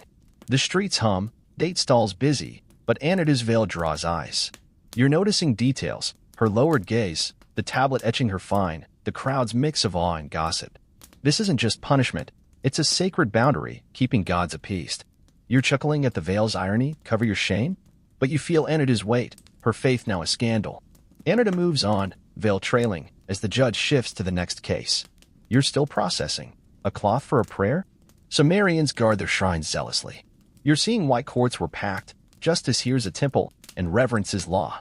The next case stirs, and you're braced for more weirdness. What's stranger than a holy shawl?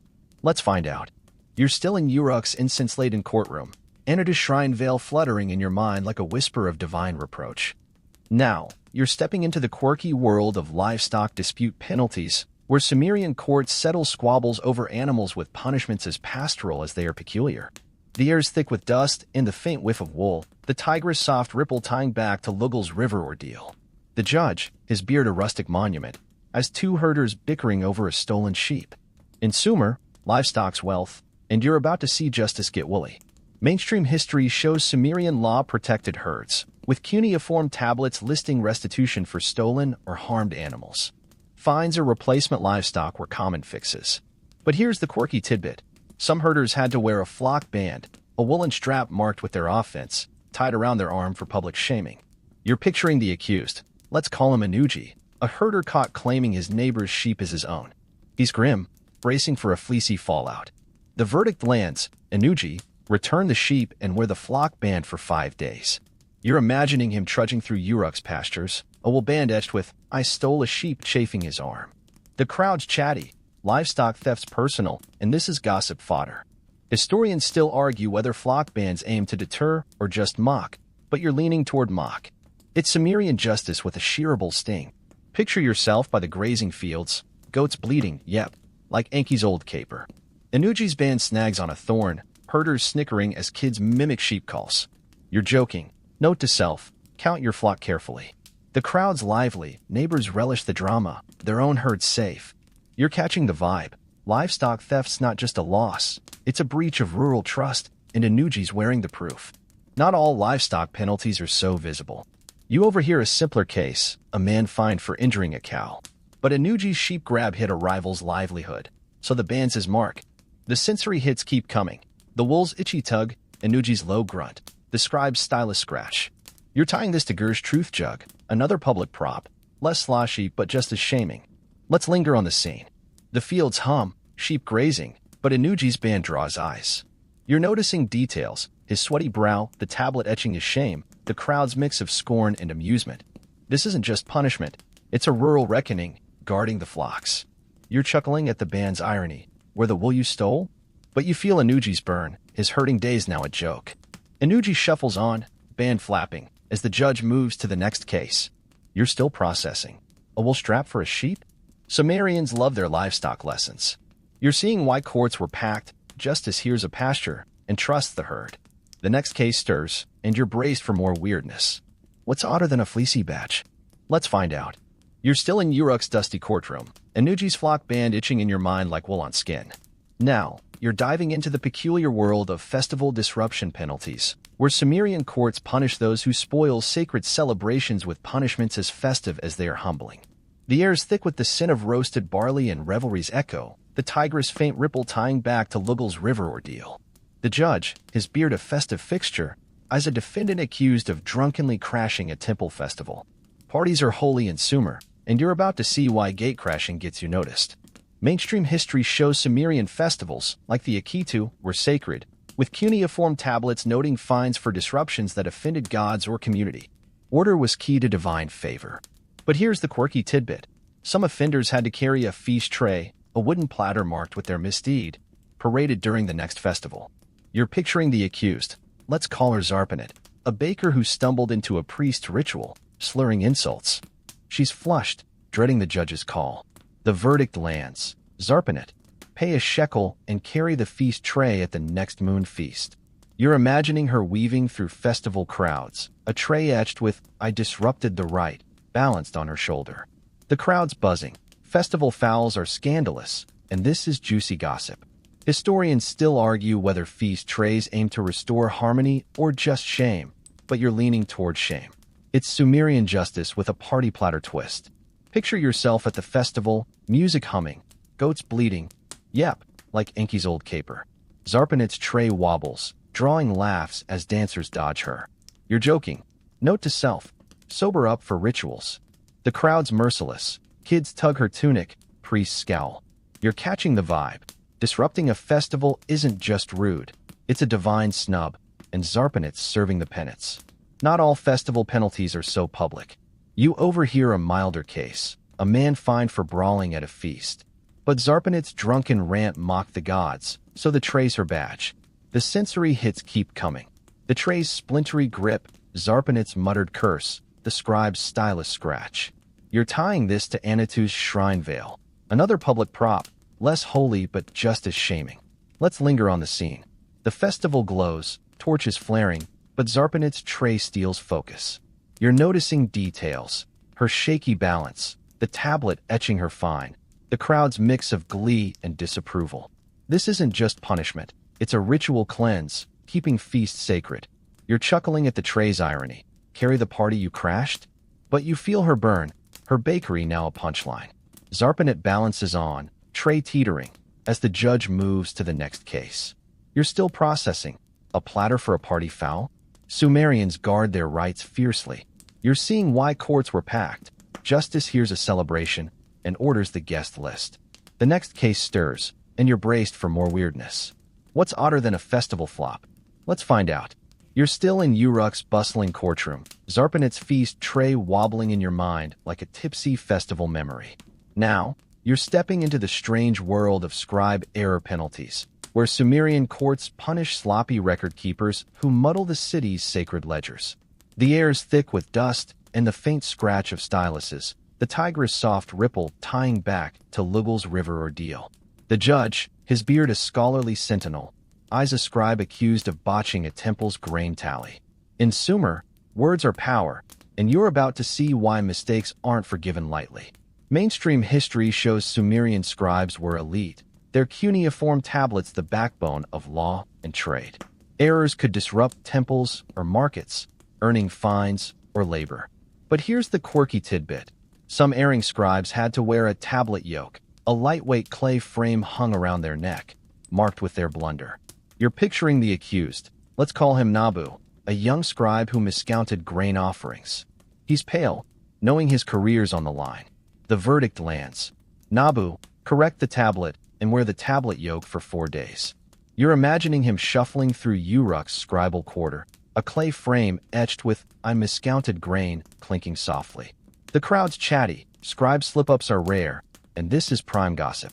Historians still argue whether tablet yokes aim to teach precision or just shame, but you're leaning toward shame. It's Sumerian justice with a nerdy twist. Picture yourself in the scribal district, goats bleating distantly. Yep, like Enki's old caper. Nabu's yoke draws smirks from fellow scribes. Their stylus is pausing. You're joking. Note to self, double-check the math. The crowd's amused. Kids mimic his shuffle. Elders cluck at his carelessness. You're catching the vibe. Scribe errors aren't just clerical. They risk divine and economic chaos, and Nabu's wearing the proof. Not all scribe penalties are so public. You overhear a milder case, a scribe fined for smudging a contract. But Nabu's grain error shorted a temple, so the yoke's his badge. The sensory hits keep coming. The frame's cool weight, Nabu's quiet wince, the scribe's stylus scratches. You're tying this to Ger's truth jug, another public prop, less sloshy but just as shaming. Let's linger on the scene. The quarter hums, clay tablets drying, but Nabu's yoke steals focus. You're noticing details, his hunched posture, the verdict tablet's fresh wedges, the crowd's mix of mockery and pity.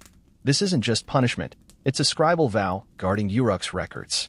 You're chuckling at the yoke's irony, carry your mistake? But you feel Nabu's sting, his prestige smudged. Nabu shuffles on, yoke clinking, as the judge moves to the next case. You're still processing. A frame for a miscount? Sumerians guard their words fiercely. You're seeing why courts were packed. Justice here's a ledger, and accuracy's the law. The next case stirs, and you're braced for more weirdness. What's odder than a scribal shame frame? Let's find out. You're still in Uruk's dusty courtroom, Nabu's tablet yoke clinking in your mind like a scribe's worst nightmare. Now, you're wading into the peculiar world of public hygiene penalties, where Sumerian courts tackle filth with punishments as clean as they are shaming. The air's thick with the scent of mud and faint decay, the Tigris' soft ripple tying back to Lugul's river ordeal. The judge, his beard a civic sentinel, as a defendant accused of dumping refuse in a public canal. Cleanliness matters in Sumer, and you're about to see why trashy behavior gets you noticed. Mainstream history shows Sumerian cities prized sanitation, with cuneiform tablets noting fines for polluting shared spaces like canals or streets. Offenders often faced labor to clean up. But here's the quirky tidbit. Some had to wear a cleanse cord, a reed rope tied around their wrist, marked with their mess, to signal their duty to purify. You're picturing the accused. Let's call her Eshnunna, a tanner caught tossing waste into a canal. She's tense, knowing the crowd's sniffing for justice. The verdict lands. Eshnunna, clean the canal and wear the cleanse cord for 5 days. You're imagining her trudging through Uruk, a reed rope etched with, "I fouled the water," dangling from her wrist. The crowd's vocal canal filth's a shared gripe, and this is gossip fuel. Historians still argue whether cleanse cords aim to reform or just shame, but you're leaning towards shame. It's Sumerian justice with a sanitary twist. Picture yourself by the canal, goats bleating, yep, like Enki's old caper. Eshnunna's cord sways as she hauls muck, neighbors wrinkling their noses. You're joking, note to self, trash goes elsewhere. The crowd's harsh, kids splash her, elders mutter about disease. You're catching the vibe. Hygiene's not just personal, it's a civic lifeline, and Eshnunna's scrubbing her mistake. Not all hygiene penalties are so public. You overhear a milder case, a man fined for littering a street. But Eshnunna's canal dump threatened irrigation, so the cord's her badge. The sensory hits keep coming. The rope's damp twist, Eshnunna's weary grunt, the scribe's stylus scratch. You're tying this to Zarpanit's feast tray, another public prop, less festive but just as shaming. Let's linger on the scene. The canal glints, reeds swaying, but Eshnunna's cord draws eyes. You're noticing details, her muddy hands, the tablet etching her shame, the crowd's mix of scorn and relief. This isn't just punishment, it's a civic rinse, guarding Uruk's waters. You're chuckling at the cord's irony. Where you're filth? But you feel her strain, her tanning work now a dirty joke. Eshnunna labors on, cord swinging, as the judge moves to the next case. You're still processing. A rope for trash? Sumerians guard their canals fiercely. You're seeing why courts were packed. Justice here's a bath, and cleanliness is law. The next case stirs, and you're braced for more weirdness. What's odder than a sanitary leash? Let's find out. You're still in Uruk's dusty courtroom, Eshnunna's cleanse cord dripping in your mind like canal muck. Now, you're stepping into the curious world of labor dispute penalties, where Sumerian courts settle workplace quarrels with punishments as practical as they are humbling. The air's thick with sweat and the faint clink of tools, the Tigris' soft ripple tying back to Lugul's river ordeal. The judge, his beard a stern foreman, eyes a defendant accused of shirking his duties on a city wall repair. Work's the backbone of Sumer, and you're about to see why slacking gets you noticed. Mainstream history shows Sumerian labor was tightly regulated, with cuneiform tablets listing fines or extra work for dodging communal tasks. Neglecting civic duties could weaken the city. But here's the quirky tidbit. Some shirkers had to wear a labor strap, a leather band marked with their lapse, tied around their arm for public shaming. You're picturing the accused. Let's call him Mushkin, a mason caught skipping wall repairs to nap in the shade.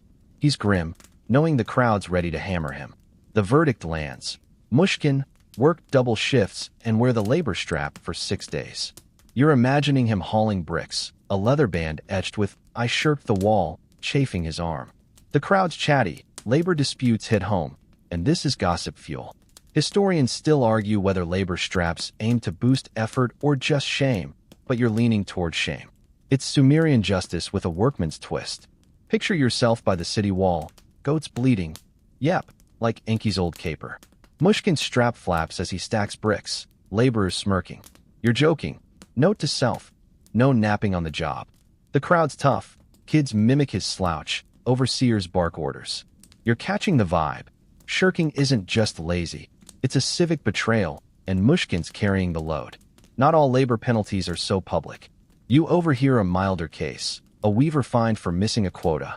But Mushkin's absence slowed the wall, so the strap's his mark. The sensory hits keep coming. The leather's rough tug, Mushkin's low grunt, the scribe's stylus scratch. You're tying this to Inuji's flock band, another public prop, less woolly but just as shaming. Let's linger on the scene. The wall rises, dust swirling, but Mushkin's strap draws eyes. You're noticing details, his sweaty grimace, the tablet etching his shame, the crowd's mix of scorn and amusement. This isn't just punishment, it's a civic prod, keeping Uruk strong. You're chuckling at the strap's irony, or your laziness? But you feel his ache, his masonry now a punchline. Mushkin toils on, strap flapping, as the judge moves to the next case. You're still processing, a ban for slacking? Sumerians value sweat. You're seeing why courts were packed. Justice here's a work site, and effort's the law. The next case stirs, and you're braced for more weirdness. What's odder than a laborer's leash? Let's find out. You're still in Uruk's sweltering courtroom, Mushkin's labor strap chafing in your mind like a reminder of civic duty. Now, you're diving into the quirky world of merchant rivalry penalties, where Sumerian courts tame cutthroat competition with punishments as public as the marketplace itself. The air's thick with the scent of spices and dust, the Tigris' faint ripple tying back to Lugal's river ordeal. The judge, his beard a stern arbiter, eyes two traitors accused of sabotaging each other's stalls. Rivalry's fierce in Sumer, and you're about to see why dirty tricks earn a spotlight. Mainstream history shows Sumerian markets thrived on fair trade, with cuneiform tablets listing fines for undermining competitors, like price fixing or vandalism. Balance kept commerce flowing. But here's the quirky tidbit. Some offenders had to wear a trade ribbon, a dyed cloth sash marked with their misdeed, paraded through the market. You're picturing the accused. Let's call them Dagon and Ishkur, traders caught spreading lies about each other's wares. They're tense, knowing the crowd's hungry for drama. The verdict lands. Dagon and Ishkur pay a shekel each and wear trade ribbons for 5 days. You're imagining them weaving through stalls, sashes etched with "I slandered my rival" flapping brightly. The crowd's buzzing. Market feuds are relatable, and this is gossip gold. Historians still argue whether trade ribbons aim to restore trust or just shame, but you're leaning towards shame. It's Sumerian justice with a colorful twist. Picture yourself in the marketplace, goats bleating. Yep, like Enki's old caper. Dagon's red sash clashes with Ishkur's blue, drawing laughs as customers point. You're joking. Note to self, play nice with rivals. The crowd's merciless. Kids tug the sashes, vendors smirk. You're catching the vibe. Rivalry's fine, but sabotage hurts trade. And these two are wearing the lesson. Not all rivalry penalties are so flashy. You overhear a milder case, a trader fined for undercutting prices. But Dagon and Ishkur's lies cost sales, so ribbons it is. The sensory hits keep coming. The cloth's soft sway, Dagon's low curse, the scribe's stylus scratch. You're tying this to a Shnuna's cleanse cord, another public prop, less muddy but just as shaming. Let's linger on the scene. The market's alive, date stalls humming, but the sash's steel focus. You're noticing details. Ishkur's clenched jaw, the tablet etching their finds, the crowd's mix of glee and scorn. This isn't just punishment, it's a trade truce, keeping markets fair. You're chuckling at the ribbon's irony. Were your bad business? But you feel their sting, their stalls now punchlines. Dagon and Ishkur shuffle on, sashes fluttering, as the judge moves to the next case. You're still processing. A sash for sabotage? Sumerians guard their markets fiercely. You're seeing why courts were packed. Justice hears a stall and trusts the currency. The next case stirs, and you're braced for more weirdness. What's brighter than a rival's shame? Let's find out. You're still in Uruk's bustling courtroom. Dagon and Ishkur's trade ribbons flapping in your mind like colorful flags of shame. Now, you're stepping into the peculiar world of dowry dispute penalties, where Sumerian courts settle marriage contract squabbles with punishments as personal as they are public. The air's thick with dust and whispered family feuds, the Tigris' faint ripple tying back to Lugal's river ordeal. The judge, his beard a stern patriarch, eyes a defendant accused of withholding a promised dowry. Marriage is a bond in Sumer, and you're about to see why breaking it stings. Mainstream history shows Sumerian dowries were legally binding, with cuneiform tablets detailing goods or silver owed to secure a bride's future. Disputes often led to fines or repayment. But here's the quirky tidbit. Some offenders had to wear a dowry chain, a thin bronze band around their wrist, marked with their failure, to signal their debt to the family. You're picturing the accused, let's call him Sin, a merchant who shorted his daughter's dowry to save silver. He's tense, knowing the crowd's judging his honor. The verdict lands. Sin, repay the dowry and wear the dowry chain for 7 days. You're imagining him trudging through Uruk, a bronze band etched with "I cheated my kin" clinking softly. The crowd's vocal. Dowry disputes hit family pride, and this is gossip fuel. Historians still argue whether dowry chains aim to restore trust or just shame, but you're leaning toward shame. It's Sumerian justice with a familial jangle. Picture yourself in the streets, goats bleating, yep, like Enki's old caper. Sin's chain catches sunlight, drawing stares as neighbors whisper. You're joking. Note to self, fund the dowry. The crowd's harsh, women scowl, men mutter about duty. You're catching the vibe. Dowry disputes aren't just financial. They're a betrayal of lineage, and Sin's wearing the proof. Not all dowry penalties are so public. You overhear a milder case, a father fined for delaying payment. But Sin's stinginess shamed his daughter's match, so the chain's his mark. The sensory hits keep coming. The bronze's cool weight, Sin's low grumble, the scribe's stylus scratch. You're tying this to Rimish's kin cord, another family-focused prop, less heavy but just as shaming. Let's linger on the scene. The streets hum, date stalls busy, but Sin's chain draws eyes. You're noticing details. His tight jaw, the tablet etching his shame, the crowd's mix of scorn and pity. This isn't just punishment, it's a family knot, tying Sin back to duty. You're chuckling at the chain's irony. Were your greed? But you feel his disgrace, his trade now tainted. Sin shuffles on, chain clinking, as the judge moves to the next case. You're still processing. A band for a dowry dodge? Sumerians guard their bonds fiercely. You're seeing why courts were packed. Justice here's a hearth, and family's the flame. The next case stirs, and you're braced for more weirdness. What's heavier than a marital debt? Let's find out. You're still in Uruk's dusty courtroom, Sin's dowry chain jingling in your mind like a reminder of family obligations. Now, you're wading into the peculiar world of fishing rights penalties, where Sumerian courts protect the Tigris bounty with punishments as fluid as the river itself. The air's thick with the scent of fish and mud, the Tigris' gentle ripple tying back to Lugal's river ordeal. The judge, his beard a stern sentinel, eyes a defendant accused of poaching from a communal fishing ground. Rivers are life in Sumer, and you're about to see why stealing their wealth casts a wide net. Mainstream history shows Sumerian fishing was tightly regulated, with cuneiform tablets detailing rights to river sections. Poaching could starve families, earning fines or labor. But here's the quirky tidbit. Some offenders had to wear a fish cord, a reed rope strung with dried fish scales, tied around their neck to mark their greed. You're picturing the accused. Let's call him Adad, a fisherman caught netting in a restricted zone. He's grim, knowing the crowd's hooked on his shame. The verdict lands. Adad, repay the catch and wear the fish cord for 5 days. You're imagining him trudging through Uruk, a scaly rope etched with "I poached the river" stinking faintly. The crowd's buzzing. Fish theft's a community slight, and this is juicy gossip. Historians still argue whether fish cords aim to deter or just humiliate, but you're leaning toward humiliate. It's Sumerian justice with a fishy flair. Picture yourself by the riverbank, goats bleating. Yep, like Enki's old caper. Adad's cord sheds scales, drawing laughs as fishers jeer. You're joking. Note to self, stick to your nets. The crowd's relentless. Kids flick pebbles, women wrinkle noses at the smell.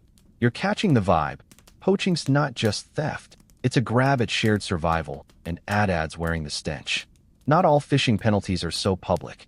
You overhear a milder case, a man fined for using illegal nets. But Adad's poaching hit a communal quota, so the cord's his badge. The sensory hits keep coming. The cord's fishy grit, Adad's low curse, the scribe's stylus scratch. You're tying this to a Shnuna's cleanse cord, another water-linked prop, less smelly but just as shaming. Let's linger on the scene. The tigress glints, reeds swaying, but Adad's cord steals focus. You're noticing details, his flushed cheeks, the tablet etching his shame, the crowd's mix of scorn and amusement. This isn't just punishment. It's a river's reckoning, guarding the fish. You're chuckling at the cord's irony. We're the fish you stole? But you feel Adad's burn, his boat now a pariah's raft. Adad shuffles on, scales flaking, as the judge moves to the next case. You're still processing. A fishy rope for poaching? Sumerians guard their rivers fiercely. You're seeing why courts were packed. Justice here's a current, and fairness flows. The next case stirs, and you're braced for more weirdness. What's fishier than a scaly leash? Let's find out.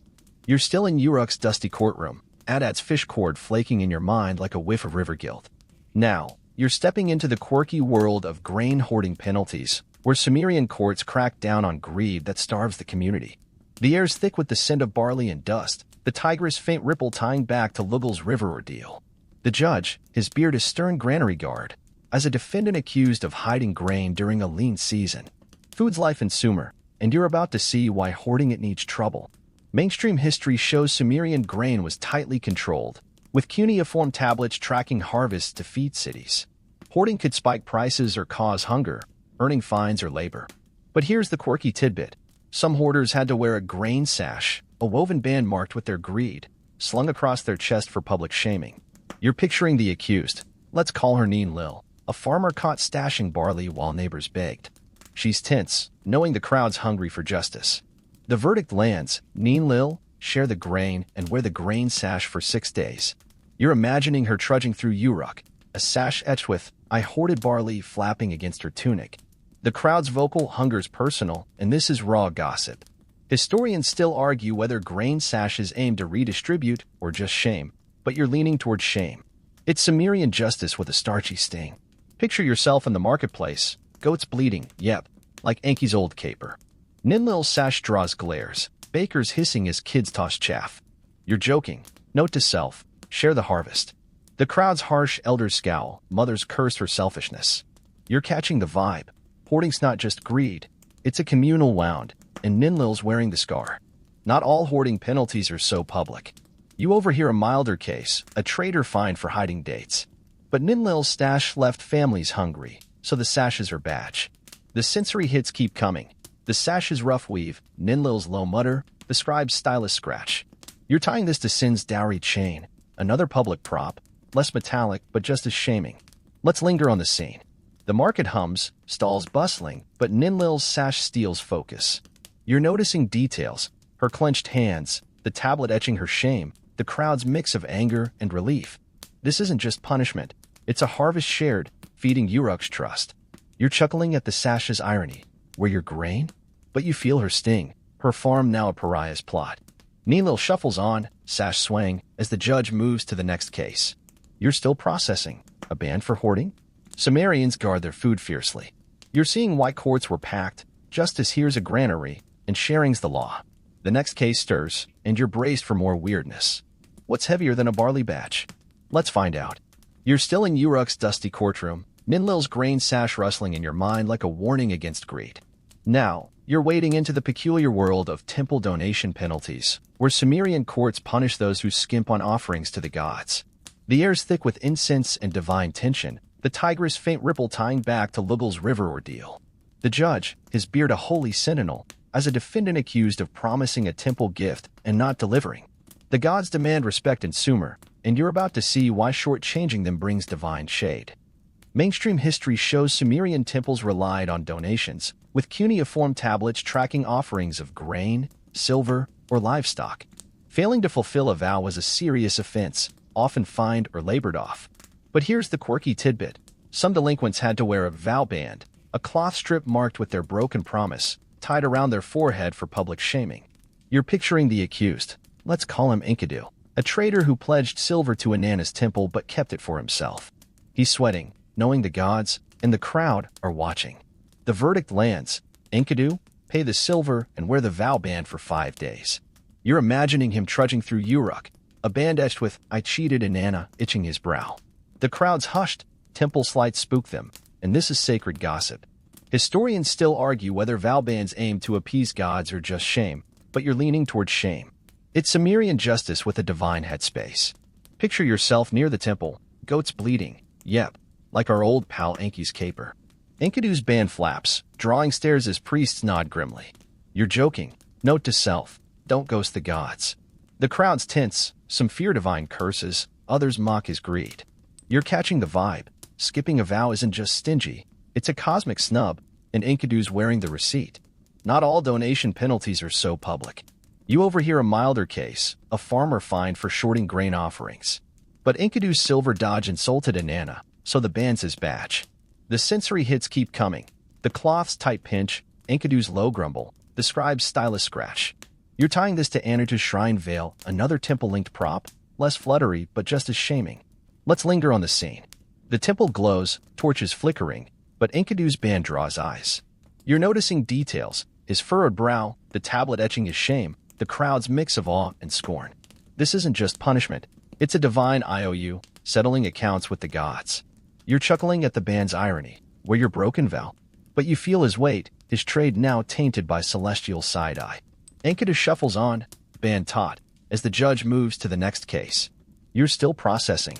A headband for stiffing the gods? Sumerians don't mess with divine debts. You're seeing why courts were packed. Justice here's a shrine, and devotion's the law. The next case stirs, and you're braced for more weirdness. What's holier than a godly guilt trip? Let's find out. You're still in Uruk's incense-heavy courtroom, Enkidu's vow band tightening in your mind like a divine reminder.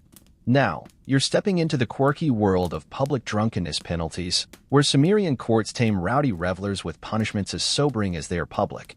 The air's thick with the tang of barley beer and dust, the Tigris' faint ripple tying back to Lugal's river ordeal. The judge, his beard a stern barkeep, as a defendant accused of staggering through the market, shouting nonsense. Booze flows in Sumer, and you're about to see why overdoing it spills into trouble.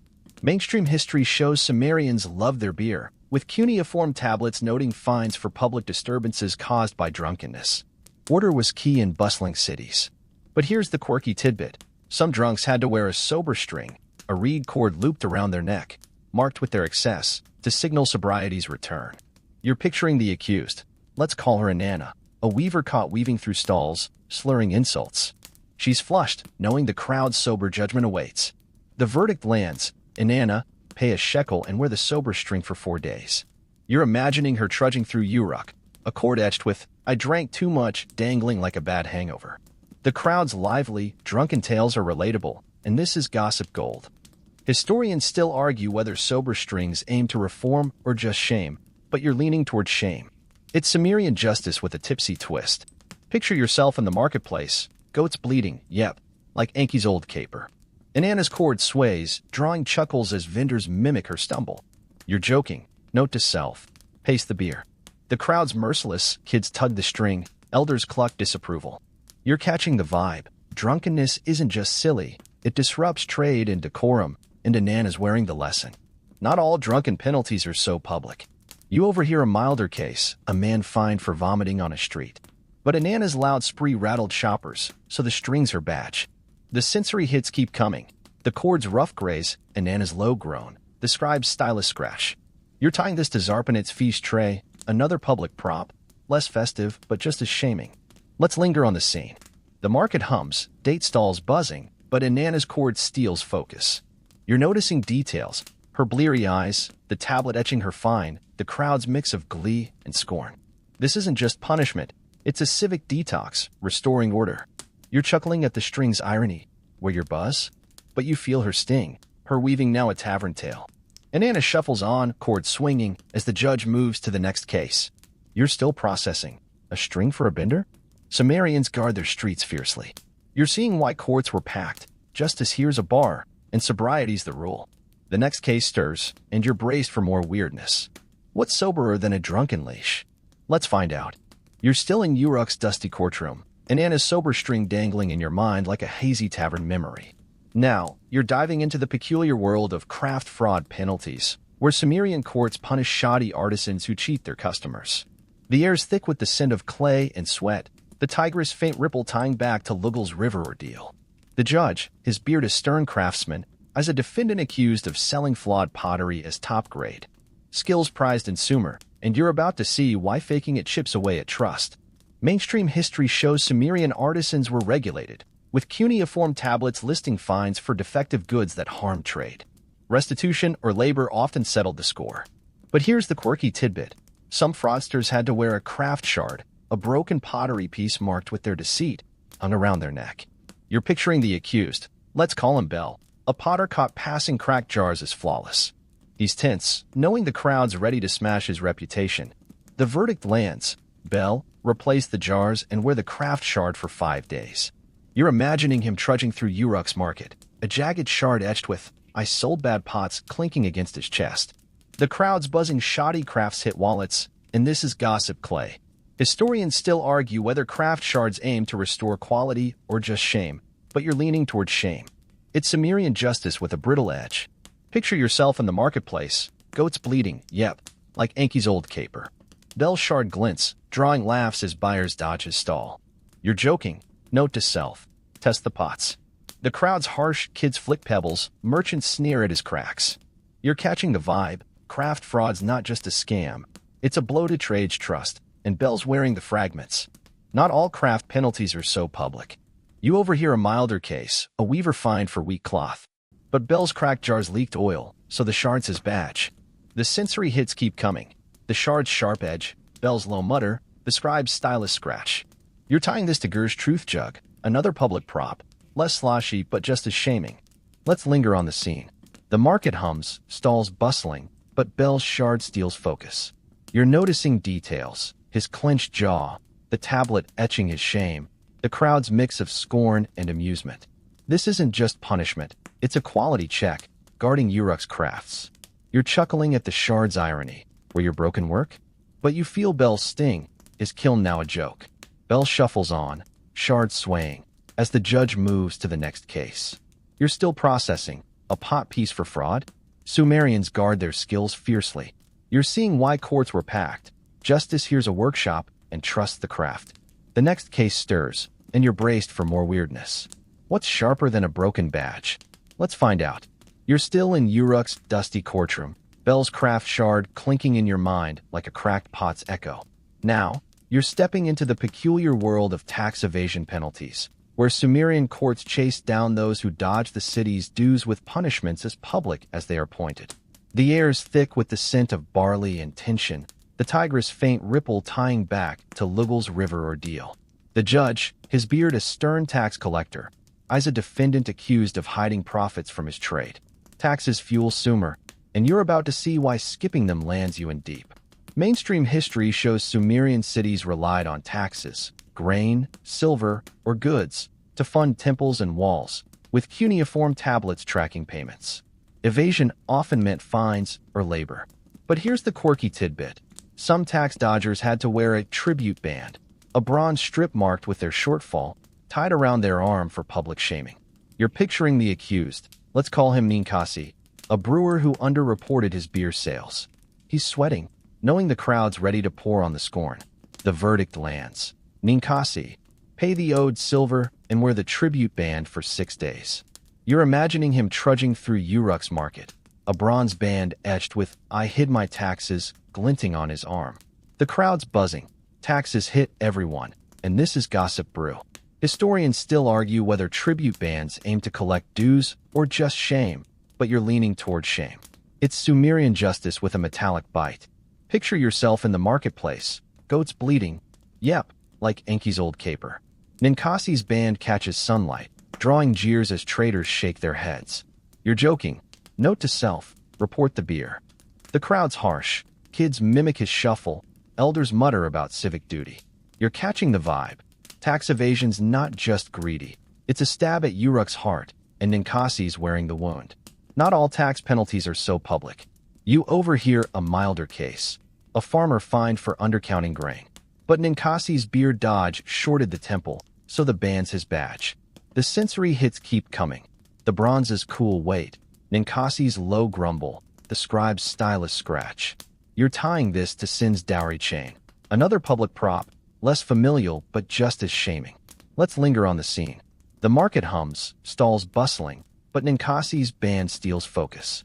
You're noticing details. His tight grimace, the tablet etching his shame, the crowd's mix of scorn and satisfaction. This isn't just punishment. It's a civic ledger, balancing Uruk's books. You're chuckling at the band's irony. Were you dead? But you feel his sting, his brewery now a taxman's tale. Ninkasi shuffles on, band gleaming, as the judge moves to the final case. You're still processing. A bronze strip for taxes? Sumerians guard their coffers fiercely. You're seeing why courts were packed.